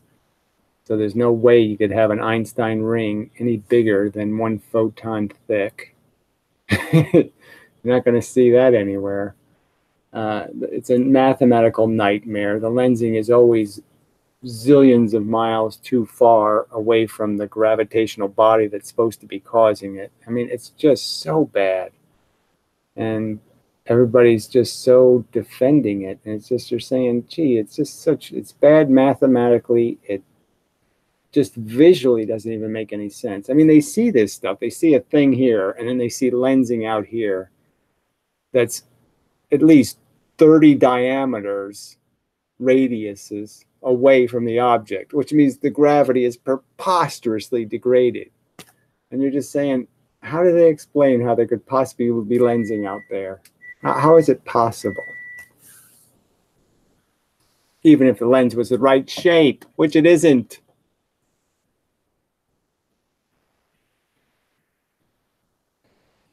Yes, I mean, well, Thunderbutt just doesn't do physics videos, and that's disappointing. I mean, I wish he would do a physics video, one defending either relativity or quantum mechanics, but he doesn't make videos doing either one of those things. He just takes on this low-hanging, silly fruit, flat earthers. I don't even know if he's done a flat earth video, but I mean, he just takes on, silly science. And it doesn't really touch any of the big subjects.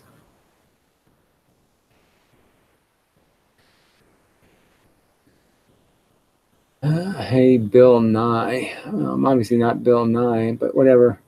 I did send an email to him to try to have a conversation, because he's at least more honest than most of them. I mean, he's a lot more cautious in the statements he makes than most of the talking heads. So I have some respect for Bill Nye for that reason. I mean, I don't think Bill Nye is convinced, that of entanglement and all this other stuff. I think he knows, it's an interesting theory, but yeah, I need to know more.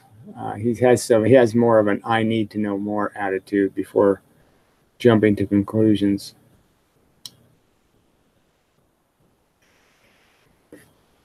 I don't know what they're talking about. Well, look, this the God slavey thingy.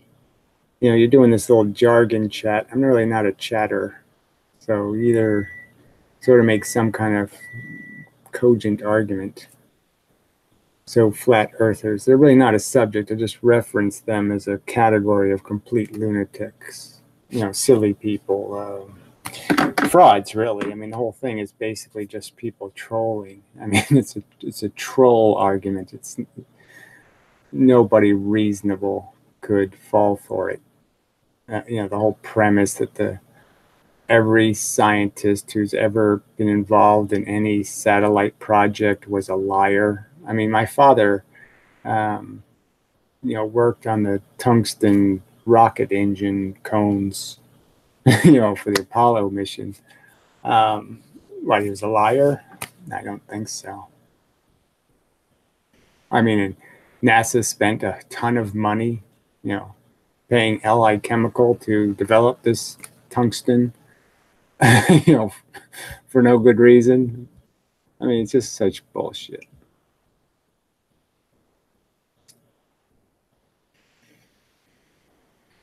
I found this comment on one of your videos. Wait a minute, gravitational lensing is nonsense? One of the many phenomena predicted by Einstein's theories.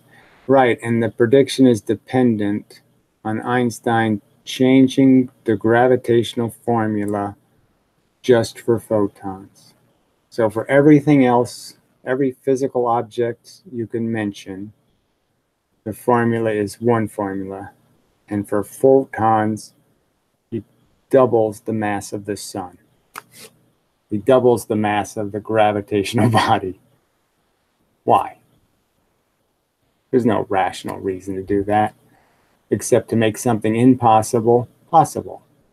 And yet it's still impossible. And again, the headline in the New York Times was bullshit. Eddington didn't do anything reasonable. Eddington's own words in his own journal, I wouldn't count my life on these results. The experiment is complete shit, never been duplicated outside the margin of error. It's just, you know, so bad.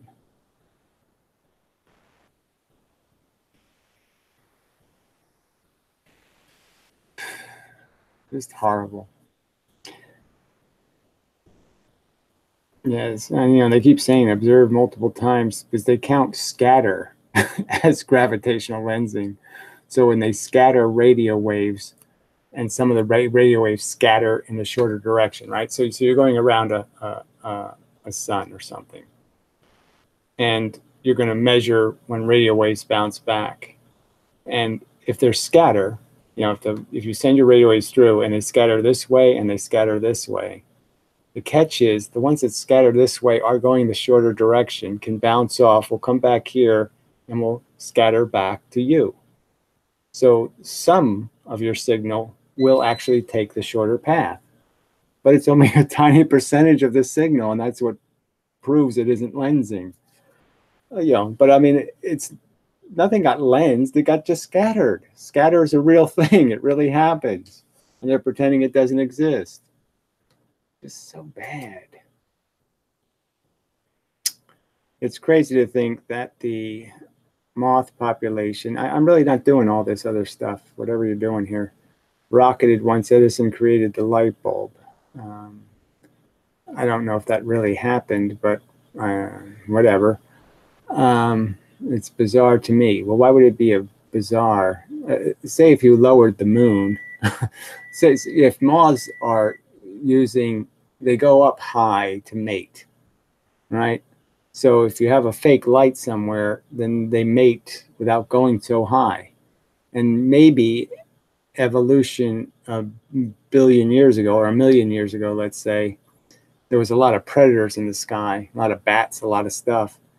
So it was, you know, you need to get up high because they'd eat you.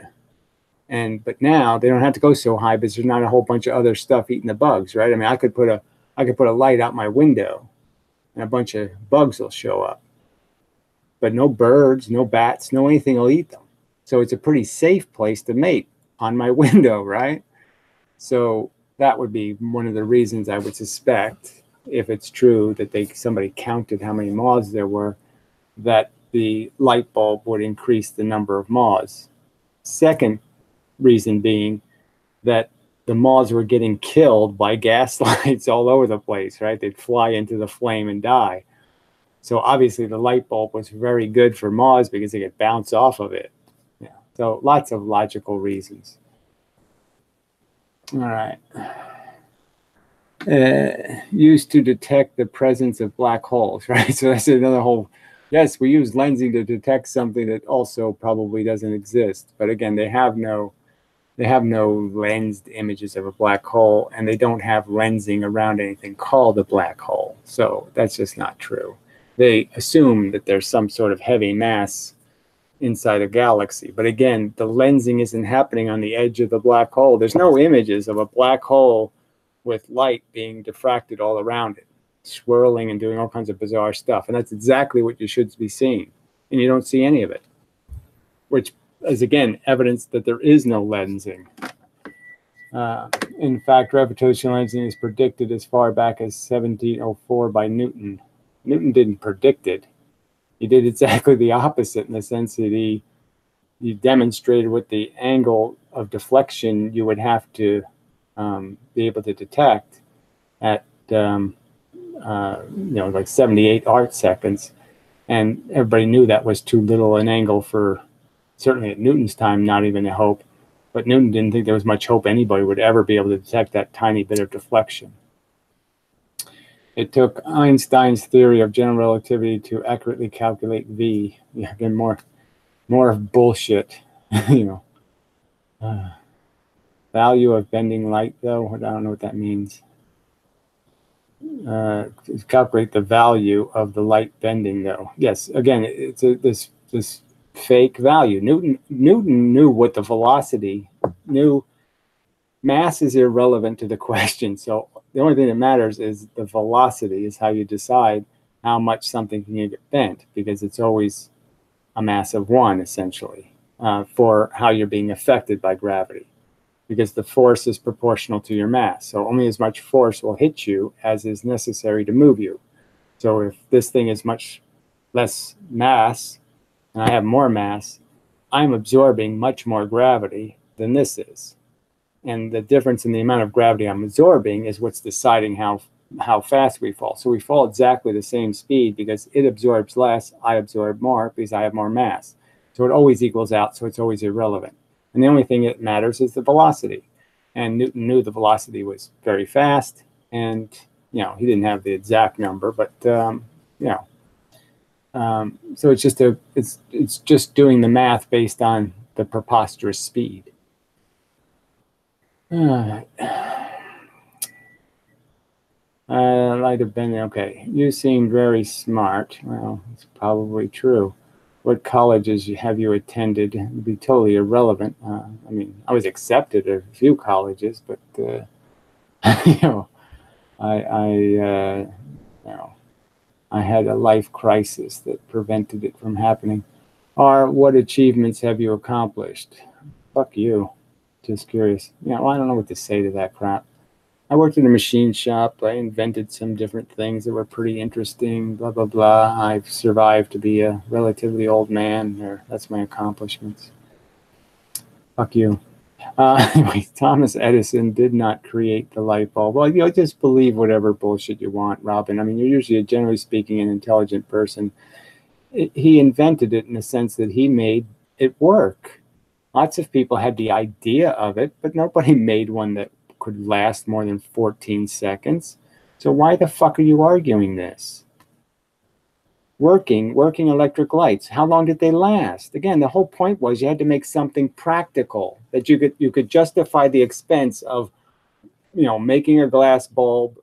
Well, they didn't use vacuums, right? Did they? I'm not even sure. I mean, the key thing to the whole thing working was the vacuum, and creating enough of a vacuum. So what's your evidence for this crap? I mean, you Edison deniers are just, you're worse than the fucking Tesla, whatever, minions. I mean, Edison did hard work, made things work, and the stuff he made did work. And, you know, you just keep playing this game pretending that somehow, you know, he didn't earn it or he stole it from somebody. That is just such horse shit. He almost went broke about 6 times, you know, investing in his ideas. I mean, so fuck you. Bullshit argument. Provide this evidence. Is it absurd or impossible for a particle to be in 2 places at once? Well, I think it's obviously both. So I don't see any reason why any rational person would bother wasting time saying, I believe things are in 2 places at once. I mean, no evidence. And yeah, you might as well say, you know, Daffy Duck farts black holes. I mean, yeah, you can say it. I don't think you're ever going to prove it.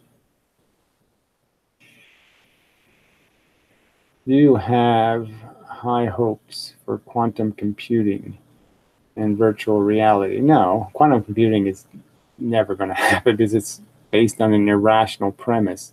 The I can't figure out who I am bit. That bit doesn't exist. There's no I can't figure out who I am bit. So they're never going to make their tranny computer. And virtual reality. They might make a nano computer. They might make better memory space, you know, by taking advantage of atoms and stuff, but they're never going to make a quantum bit. And virtual reality. The problem with virtual reality is nobody's going to make it for the benefit of mankind. They're always going to make it to make money.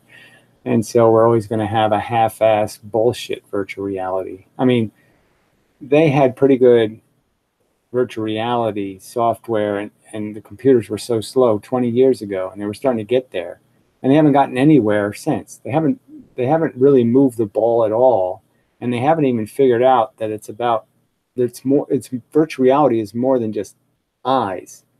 It's touch and feel. They haven't even figured that out.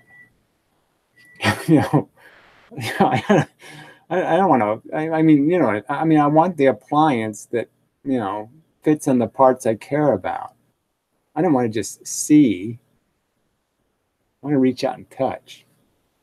Fuckers. So, I mean, they're doing it wrong.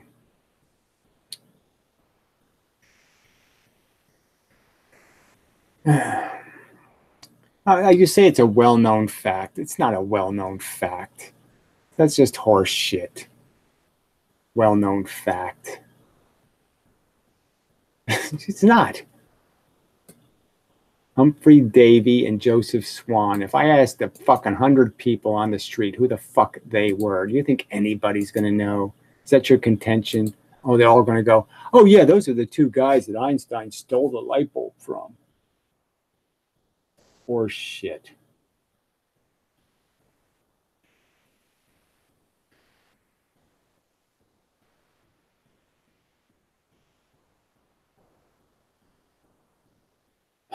Well, I think Edison denier speaks for itself, actually. So whatever the fuck that is, I think it kind of just basically says it. It says there's a ton of people out there who are Tesla fanatics usually, and they keep arguing against Edison, okay, because they think Edison stole Tesla's ideas and ripped Tesla off and did all this bullshit. When by Tesla's own admission, Edison treated him very well. I mean, he just didn't, you know, the catch was their misunderstanding where Mr. Tesla somehow thought Edison didn't hire Tesla. He thought he was hiring Tesla as owner of Edison. You know, and he just had that sort of backwards and kind of thought that he was a freelancer, and so anything he invented was his.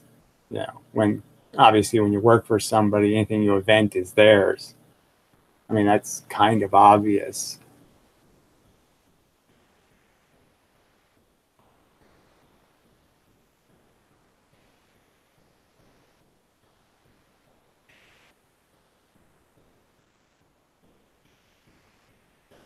No, well, it doesn't have to be that you say Edison did it and did it. I'm just saying that if somebody's going to make counterclaims, they got to have some supporting evidence. And I'm just saying I haven't been able to find any of it. All right, you know, even when they started talking about Edison and electrocuting the elephant and this and this. If you research the whole story, it's, you know, that propaganda is just that, propaganda.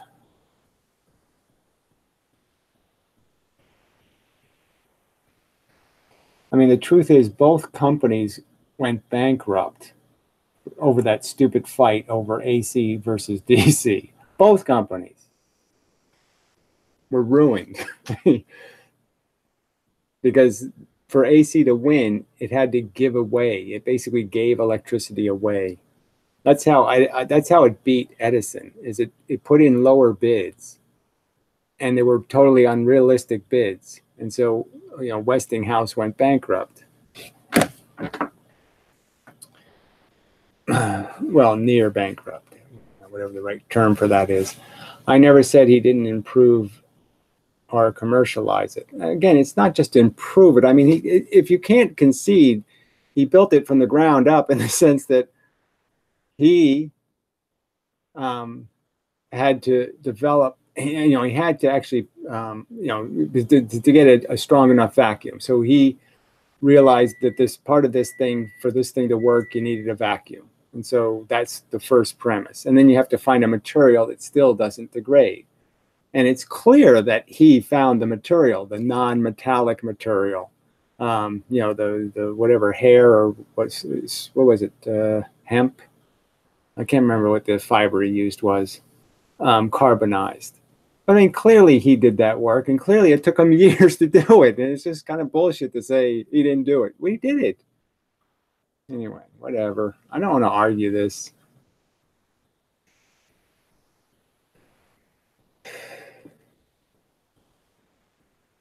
I don't think I turned anything into a petty argument. You made a claim. All right, let me go back to your original claim. It sounds like a pretty bold assertion.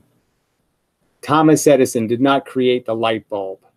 Then you name two guys. Both developed working electric lights well before Edison. Well before Edison. And somehow they couldn't commercialize them, couldn't make any money off them, couldn't sell them, couldn't do anything. Sure. Okay, fine. That's your argument. I still don't know why Edison spent 2-3 years almost going broke, devoted to the one project. I mean, essentially, his whole freaking industry focused on this one project. And so you're telling me he did all that when somebody else already had a working light bulb? I don't think so. I mean, it's a pretty bold assertion you made. I don't think it's a petty for me to say to defend Edison. And especially, as I pointed out, especially in the context where every truther nut, every Tesla nut sits there and keeps slandering, like the people like the stupid Ken Wheeler douchebag, Edison.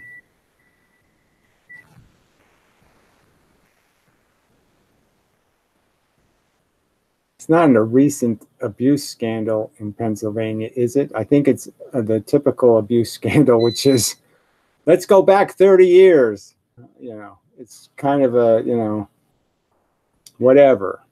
I mean, you know, yes, let's put some dead people in prison. Great idea. Anybody who doesn't know now that priests shouldn't be daycare workers, all right, anybody who doesn't know that, or Boy Scout troop leaders or something, they deserve to get molested. Sorry. I'm not making any claim that Edison did not do good work. I just made the simple observation that others also did much work first. Well, again, you're saying they did the work, and the implications of your statement was quite clear. Edison was nothing. These two guys were the something. And I don't think you have any evidence that's true.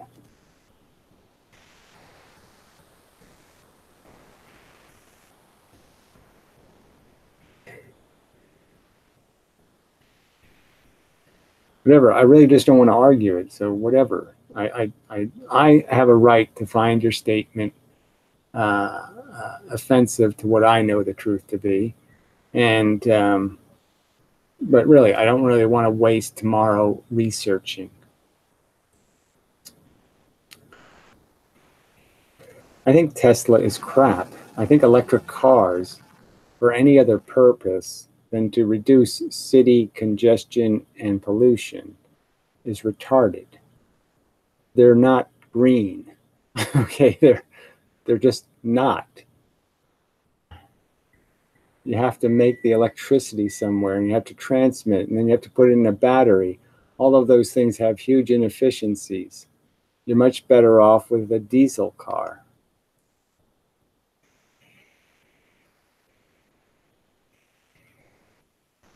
Assuming it's a diesel car, it gets 50 miles to the gallon. I mean, I'm not talking about a diesel, micro, whatever, big truck, monster truck or something.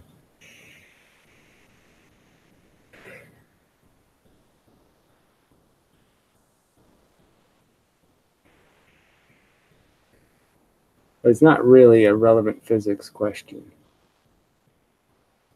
What advice, not this one doesn't sound too relevant either. What advice do you have for the 25-year-olds in Pennsylvania such as me? I don't get you at all. What advice do you have for 25-year-olds in Pennsylvania such as me? Don't stick your penis in a vacuum cleaner. It is not petty to point out the documented, okay, here we go again. Both developed working electric lights well before Edison. Okay, whatever. I'll go research it. I don't think they had developed whatever you call a working electric light. People had created arc lights. Arc lights work, but they don't really work. They don't work. You don't want arc lights in your house. So, I mean, the concept of electricity creating light was not news to anybody. Making a practical light bulb, that's news. I'm just, this is just stupid. I told you to stop it, right? I'm not interested in having this fucking argument, and you're going to sit there and just keep arguing it.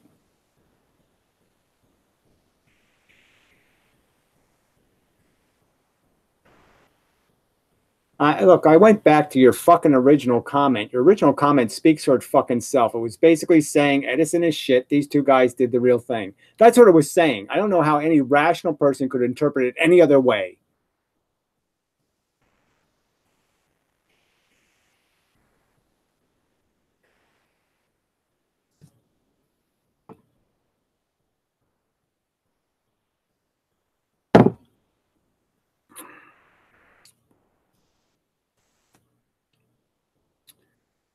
The theme of this channel, Robin, okay, is to either argue in defense of conventional physics or argue my theory.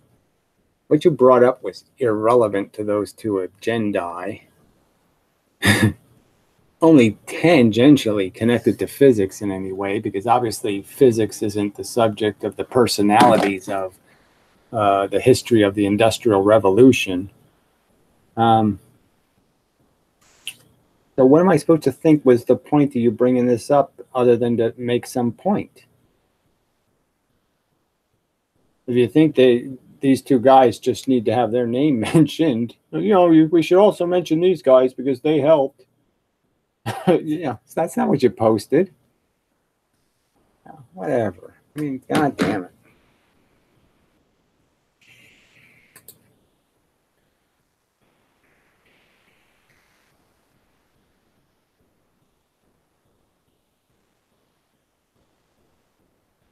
I got another one of these stick things for smoking. This one's a real blue. And I was a little concerned because at first I refilled one and it burned out really quick. And but this other one is lasting, so it might be better than the other kind of stick. Just because it's a little better smoke, and yeah, it's pretty easy to refill. I mean, you just pop the bottom out, refill it.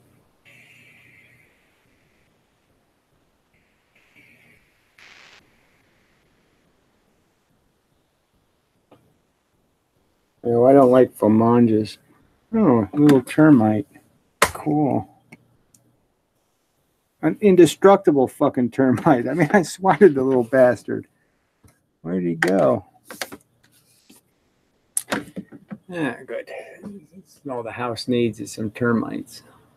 Like everything else couldn't fall apart. Stupid branch fell from a tree and went right through my roof, like a hole right in the roof. And I didn't know it. It's on the side of the house. So, create a big freaking mess. Ugh, I hate it. Let's see. Nicotine is Satan. Oh, it doesn't. I mean, Satan doesn't exist, so fine. Go ahead and compare it to nobody or nothing. It is a nasty addiction, I gotta say. I quit lots of things, in my life, and nicotine, I just haven't been able to do it yet.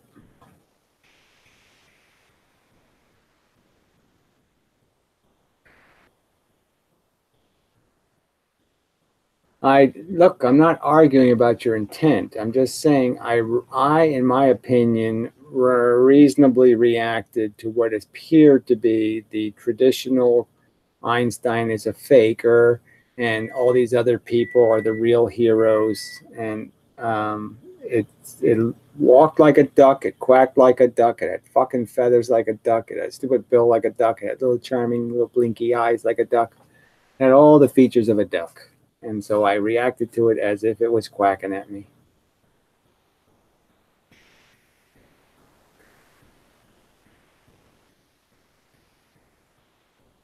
Oh, you did an emoji. I didn't even comment on your stupid emoji. But do you think emojis are dating back to hieroglyphics? Well, if they are, yes, I'd rather die and go back there. I mean, it's a horrible hieroglyphic. I mean, we're devolving into its Teletubbies of hieroglyphics, right? I mean, it's horrible. I hate. I mean, they're not even. I mean, the little round things I could stand. I don't understand why did they turn them into gumdrops or flamanges? What is the point of that? The round thing had a certain aesthetic. This is stupid looking. It's like, you know, it's like going from Bambi as an artwork to Homer Simpson. I mean, it's just, oh yeah, let's just make it worse. Let's just do really shitty drawing.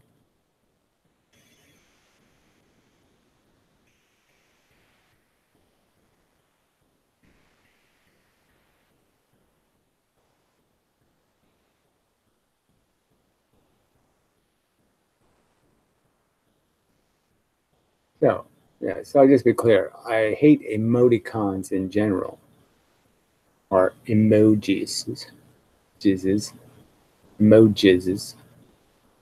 Uh, but I particularly hate these YouTube variety.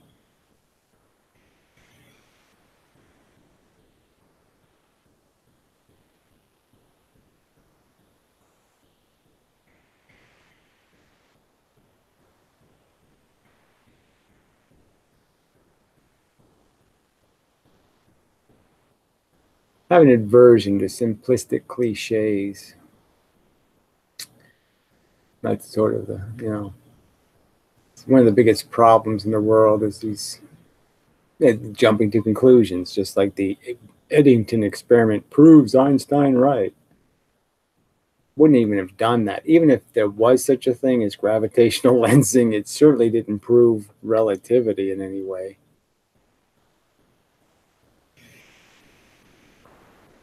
Oh, you just keep talking about it, Robin. I'm really done with the subject, I think. I am far from pro-Tesla. My point is that these innovations come from the work of many people, and technical progress comes from technical determination. Well, I'm just saying that in this case, I just don't see the comparison.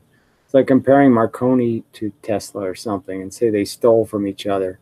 They had completely different perception of application. They were after something completely different. And there's just no point in even though the courts kept going back and forth about who's got the who's has the right to claim ownership, they really had nothing to do with each other. Yeah, we already got your devolving point. It's enough already. Obviously, we're not devolving. Only part of us is. The lowest common denominator, we've empowered idiots. We've empowered morons. We've given them the vote. And that's a big mistake. So yes, idiocracy is winning.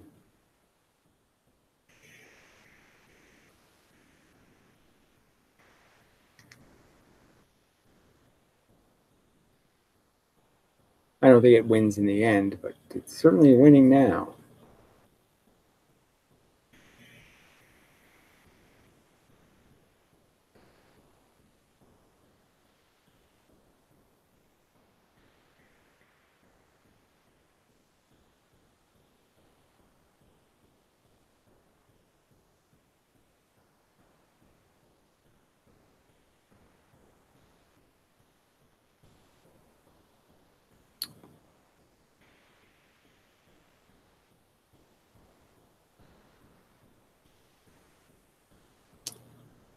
You are arguing against an imaginary opponent. Okay, whatever. You're going to keep dragging this up and playing this game. If you're butthurt, then just fuck off. You get it? Just fuck off. Yes, we fundamentally can't agree on even what a disagreement looks like. I've explained my reaction. I think I've rationally defended my reaction. You want to just keep pretending you didn't do anything wrong? Fine. You didn't say anything out of line. You didn't say anything that could be construed the wrong way. Fine, fuckhead. You're perfect. You did everything right. I say, no, that's not what fucking happened, jackass. Just fuck off. There's no imaginary opponent here, fuckhead. You just keep dragging this out, trying to sit there and defend your opening statement as some sort of, I didn't mean, when that's exactly what you did. Because the more I think about the subject, I mean, again, you either claim he stole it or you don't.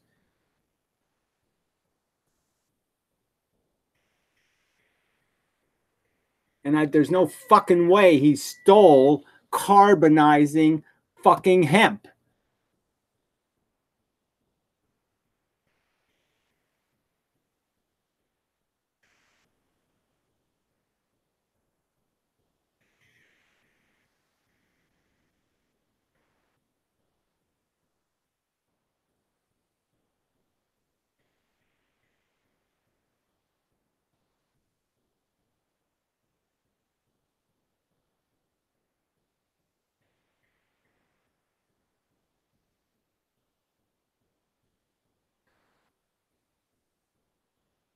I mean, you people are just retarded.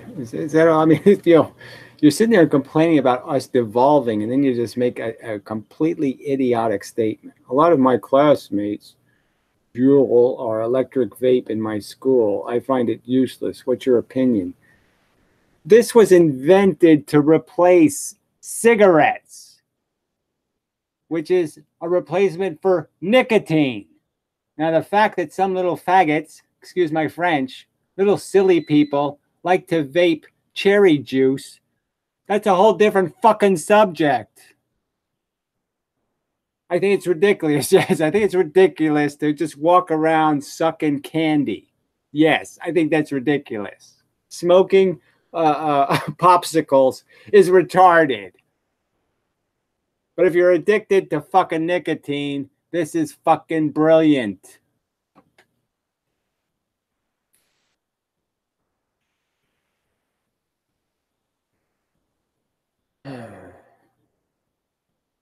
So here we go, more crap. The egotistic component, I don't know what that means, of who invented what is annoying. Amazing. You people just, you're just going to,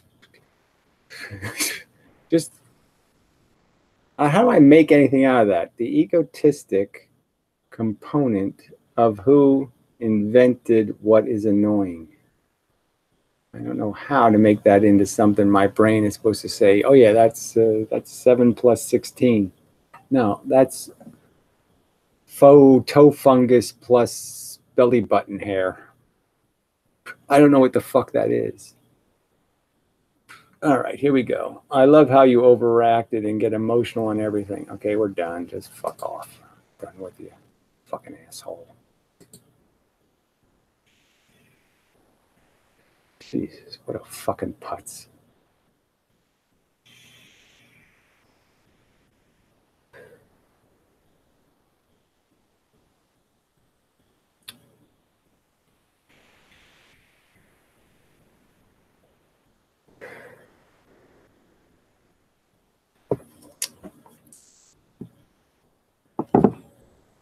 Humans. Can't kill enough of them.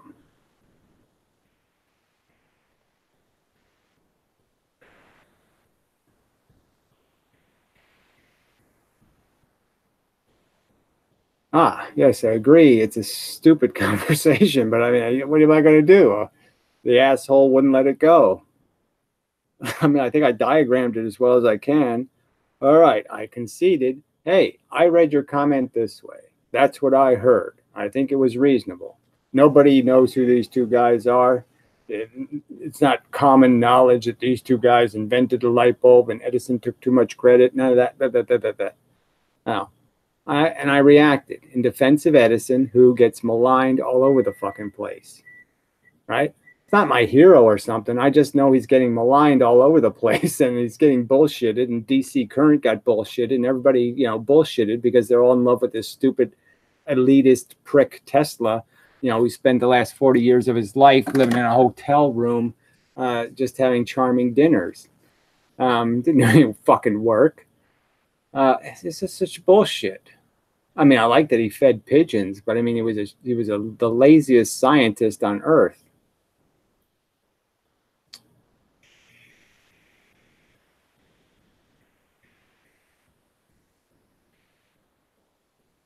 Is saying she wishes people who care about inventing things instead of who invented them. I don't know what this. So, more irrationality.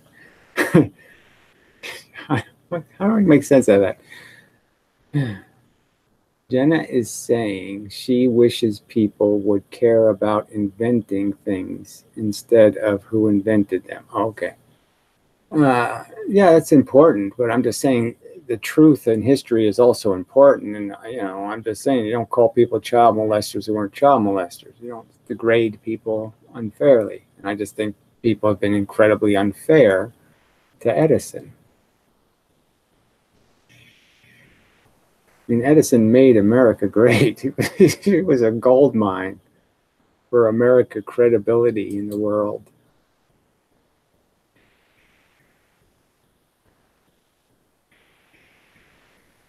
No, I'm not from Pennsylvania. I'm from the state where Edison worked, New Jersey. Yeah.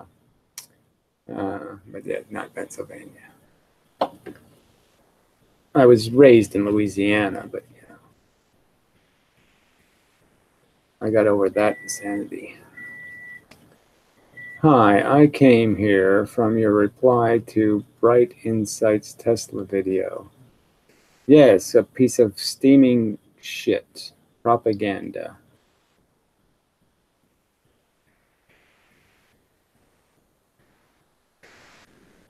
Tesla did one bright thing, okay? I mean, the phased induction motor was a really nice idea, very efficient, great idea.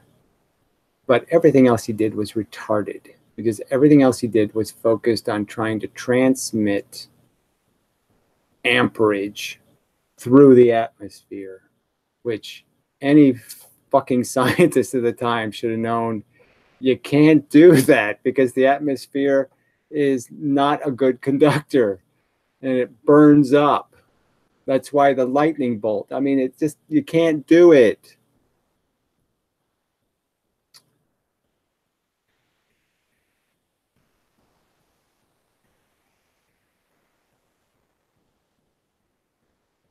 Yeah, well, obviously that 7 years in college will not explain how they don't understand anything about the interaction between photons and electrons.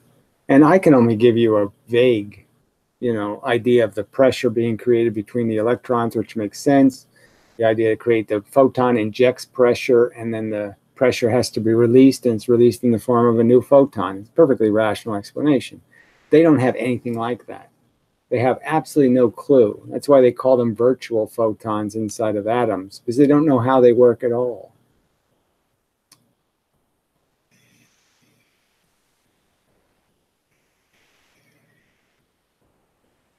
Just like I gave the example earlier in this video of polarization. They have no theory of polarization, yet they're quite sure they've detected entangled particles with polarization. They don't even know what it is.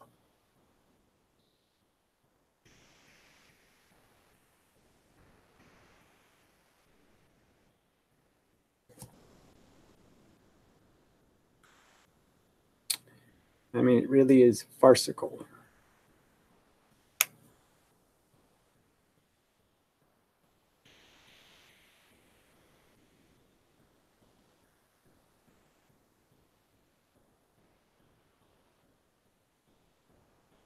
Yeah, probably should go. It really has been enough time now. Once I get doing something, I'm not much of a transitioner. Don't like saying hello, don't like saying goodbye. I have a lot of, neurotic little things that just really do get in my way. Habits, or whatever they're called. Personality quirks. Personality disorders is what they really are, but I like to call them something better than that. So, 30 seconds. Type. Got anything to say? Last shot. Or, last shot until there's more shots.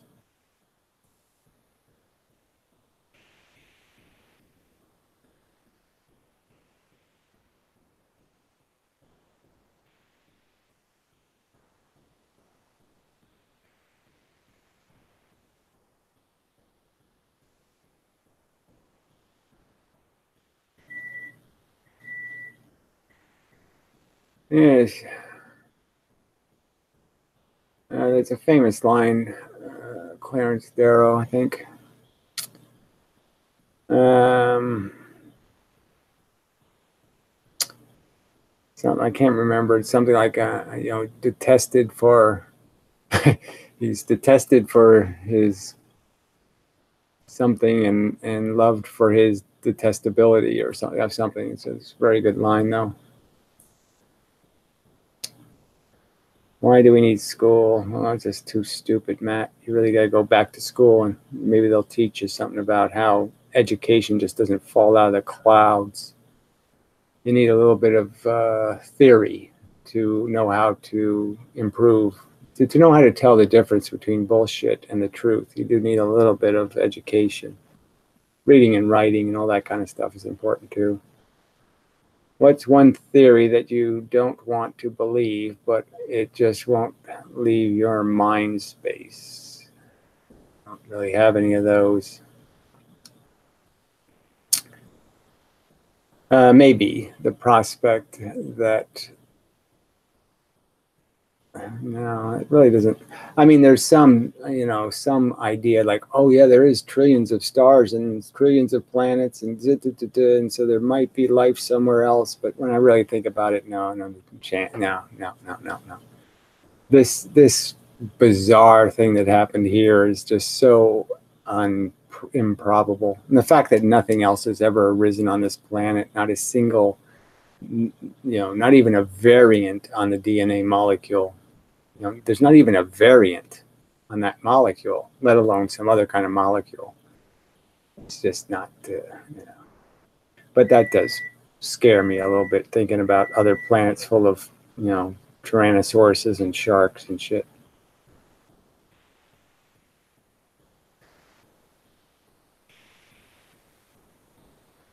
Clarence Darrow, yes, another interesting character.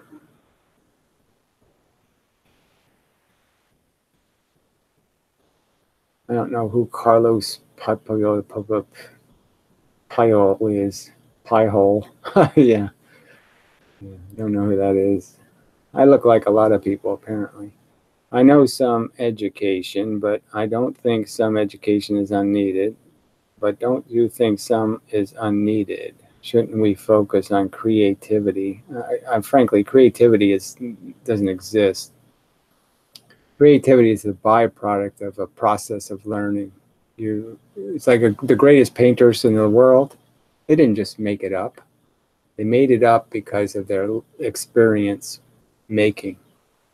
And without that, there was no creativity. The creativity comes from exposure and comes from observations, and it's made out of your life experience instead of how we solve calculus equations. Well, I would agree that some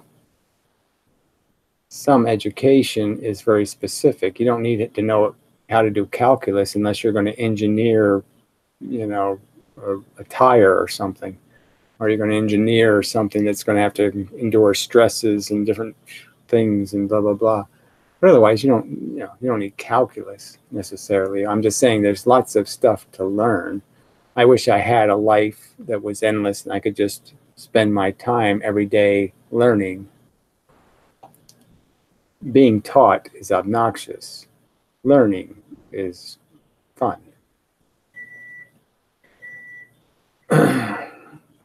Didn't we make up math, though? No. Two-ness is a real quality things have. We put two ducks next to each other. They're doing two-ness. They don't intend to do two-ness. They didn't say, let's be two. They just happen to fit the category perfectly. They are doing two-ness.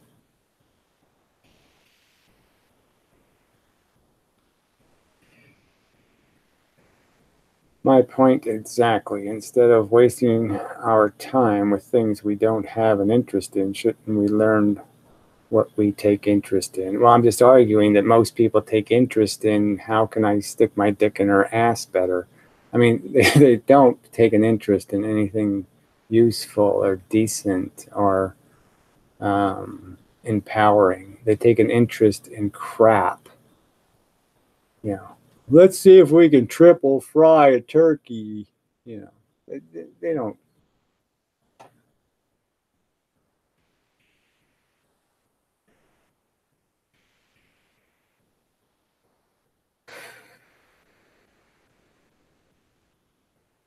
I mean, you can't let your interests be your guide.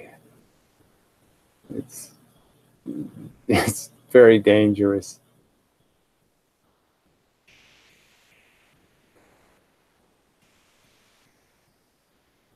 I'm just saying it's laws of probability. It's not hard to profile the average human.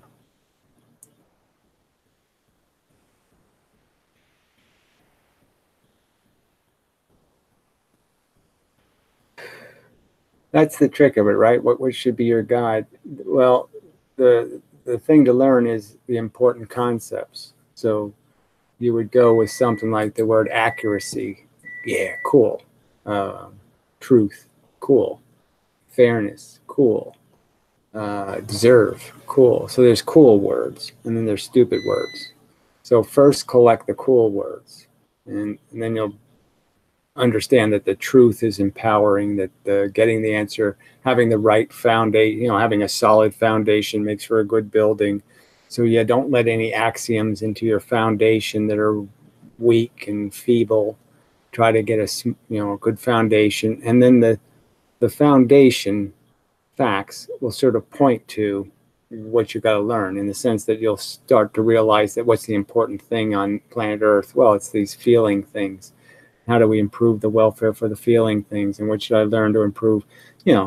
So in some sense that should be a guide. The guide should be understanding what's important and what the world needs done, because satisfying need is a good thing to do. So I perceive there to be a huge need for a rational theory of physics, because the conventional theory is irrational, religious, crazy bullshit. I mean, their explanations of multiverses and all this crap is just made up angel talk. I mean, bent space. What the fuck does that even mean? Bent nothing? Oh, yeah, sure. That makes sense. Go ahead. In 3 dimensions, you bend it. Oh, yeah, sure. That makes sense. They should have called it what it is. It's converging space. And then they have to explain how they compress the space and how they ate the space. And then when they eat the space, they have to explain where they shot the space. But anyway, so I'm just saying that, so my guide was, this is broken and it needs to be fixed. So that's sort of my theme of my existence, to tell you the truth. I always was like that, even as a kid. Broken was always compelling. Anything broken, yes, somebody needs to fix it. That was me. I'll show up and try. I like the idea of fixing things. Seemed like a productive thing to do, be a fixer. Why do we still push power through an old method? It's not old. It's the one that works. Your thoughts on a better delivery system than conductors? Yeah, good luck with that. I mean, you can send energy in a lot of ways. I mean, you can say the pressure in the gas line is not only delivering gas, but it's delivering pressure. So you could siphon the pressure off the gas, but we don't really want them pressurizing gas higher than it already is, because it's already dangerous. So that doesn't sound too good. But I mean, you could push water through pipes, but we know that's not too efficient. Lots of drag there. So what's your theory on how a better way of transmitting power than electricity? I mean, there's a 1/4-inch wire up on the road up there, and it carries, the two mains carry 8,000 volts each. And when those two things short into each other, it's an amazing spectacle. I mean, I saw it for a whole day. They were shorting because the power guys were on strike, and the lines went down and they were shorting through the groundwater. Okay, so the two lines are close enough to each other that they were shorting to each other and to the ground. And they made a plasma. I mean, it would spark up. As soon as the water fed into the ground, they would short, and amazing amount of light. It shook the house. It rumbled. And then it would dry out and stop. And then as the water seeped in, it would start up again. I mean, it was just amazing to see. And you're saying, oh yeah, let's go find a better delivery method. It's a 1/4-inch thick wire.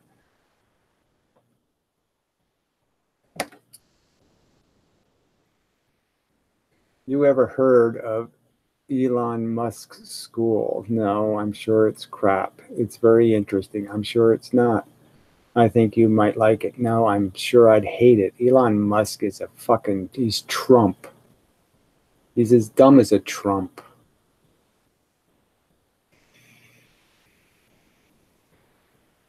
All hype, no substance.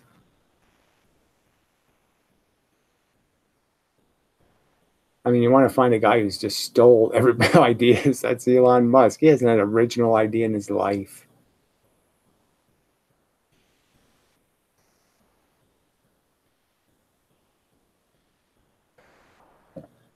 I don't know what that means. Space shedding. Yes, well, I mean, it has to go somewhere. If you're going to consume it, if mass is going to eat the space, and then things have to fall into the emptiness where the space used to be, where did all the space go?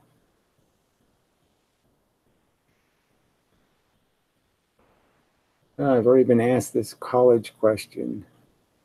I was accepted at, I was going to go to MIT, but it was really expensive. So, and I was only half accepted. They still wanted me to take some tests. But then I got accepted at LSU, and it was really dirt cheap. It's a pretty good college, and it was going back to Louisiana, which is warm, which I liked. And so I was already signed up, had a dormitory, all that crap. But I had an anxiety disorder, and it just kept getting worse and worse. So I decided to put college off for a year, and it ended up being 50 years. Well, 40. And so about 7 years ago, I started watching lectures online. And, I think I've done reasonably well to become somewhat informed on various physics subjects.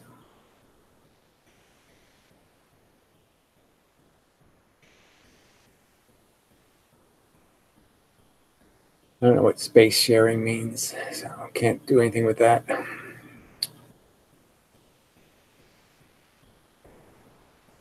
What all have you done job-wise? I had a million different jobs. I worked as a mechanic. I worked in restaurants for years. Then I worked in the best job I had was working in a machine shop, where we did circuit boards, robots. We were working with LEDs. This is back in the 80s. And lasers, little pen laser that in this thing. Those diodes lasted about 7 hours, and they cost $40, back then. But made controllers for machines that printed, beer labels and, all that kind of stuff. So it was stuff that had to control the machine kind of precisely, so it would always print in the right location. And so it was really interesting. And then I just did odd jobs after that. So I ended up installing furnaces, and I've done electric work, and what else? Plumbing, electricity. What else is there? Carpentry, roofing. Done it all.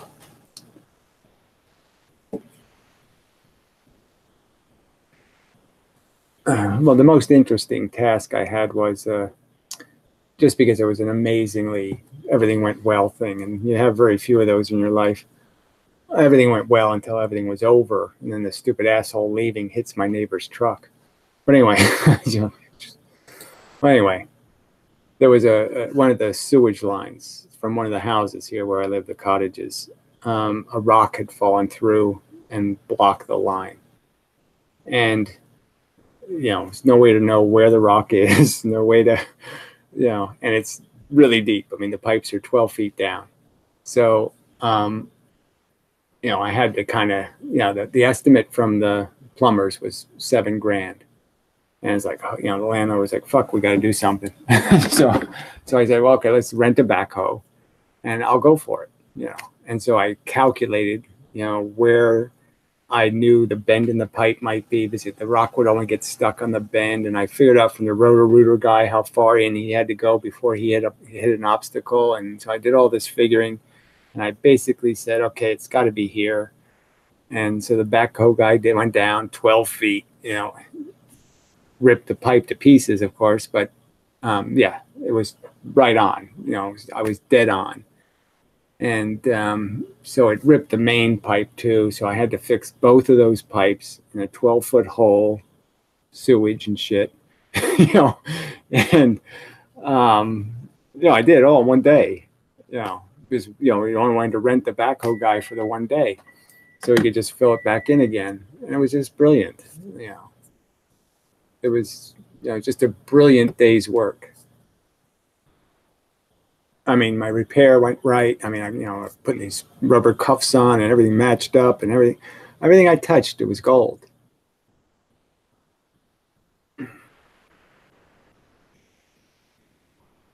But then when the backhoe was leaving, he tagged the back end of my neighbor's truck. So anyway.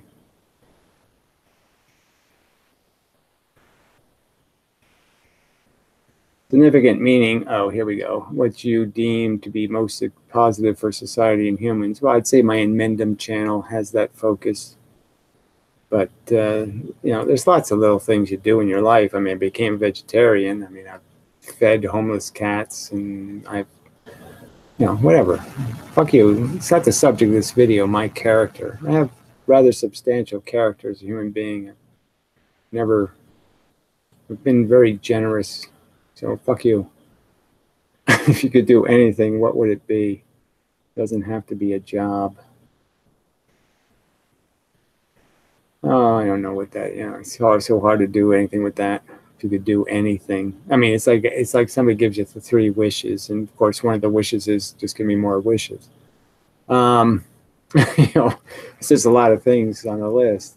But what would be the best thing to do if I could do anything? I mean, come on, I mean, obviously, it would be somehow connected with something that gave me the power to, routinely have relations with very interesting women. But, I don't know. What is my desire? Yeah, no, I'm only driven by negatives. I don't.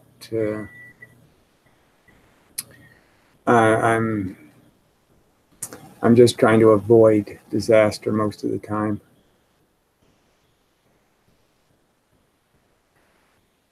Give me immunity to harm, and I'll take it, even if it's boring as fuck forever. I'm pretty hard to bore, so I just rather get rid of the negatives. I don't need any positives.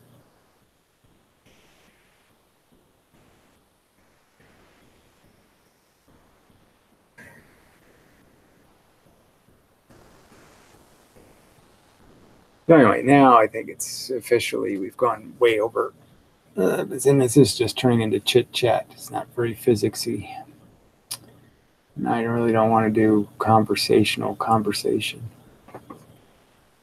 Not that I don't want to. Frankly, it's so much easier to have little drivelly conversation than to have to actually do thinking about physics and making sure you don't say something completely stupid. And that's a lot more work, but it seems so much more productive to the cause to actually be talking about physics.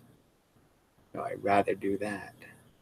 So anyway, last parting words. Last 30 seconds. If you're typing, finish it now. It's the last chance. And such. Mickey. I have to change what I'm spelling right.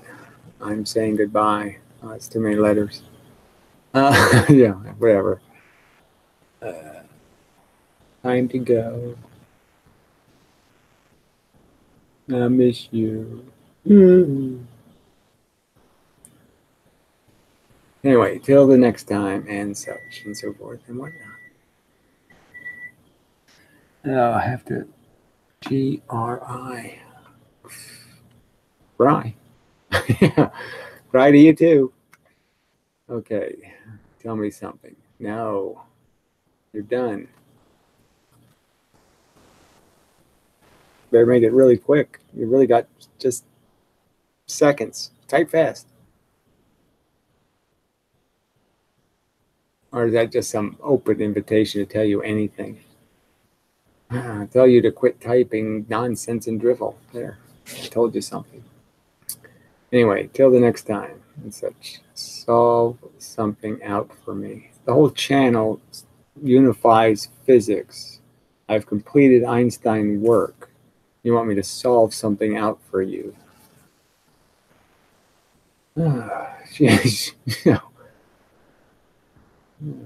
Whatever. But I'm not doing this very slow typing thing, so I'll have to say goodnight. You'll have to save it for the after room.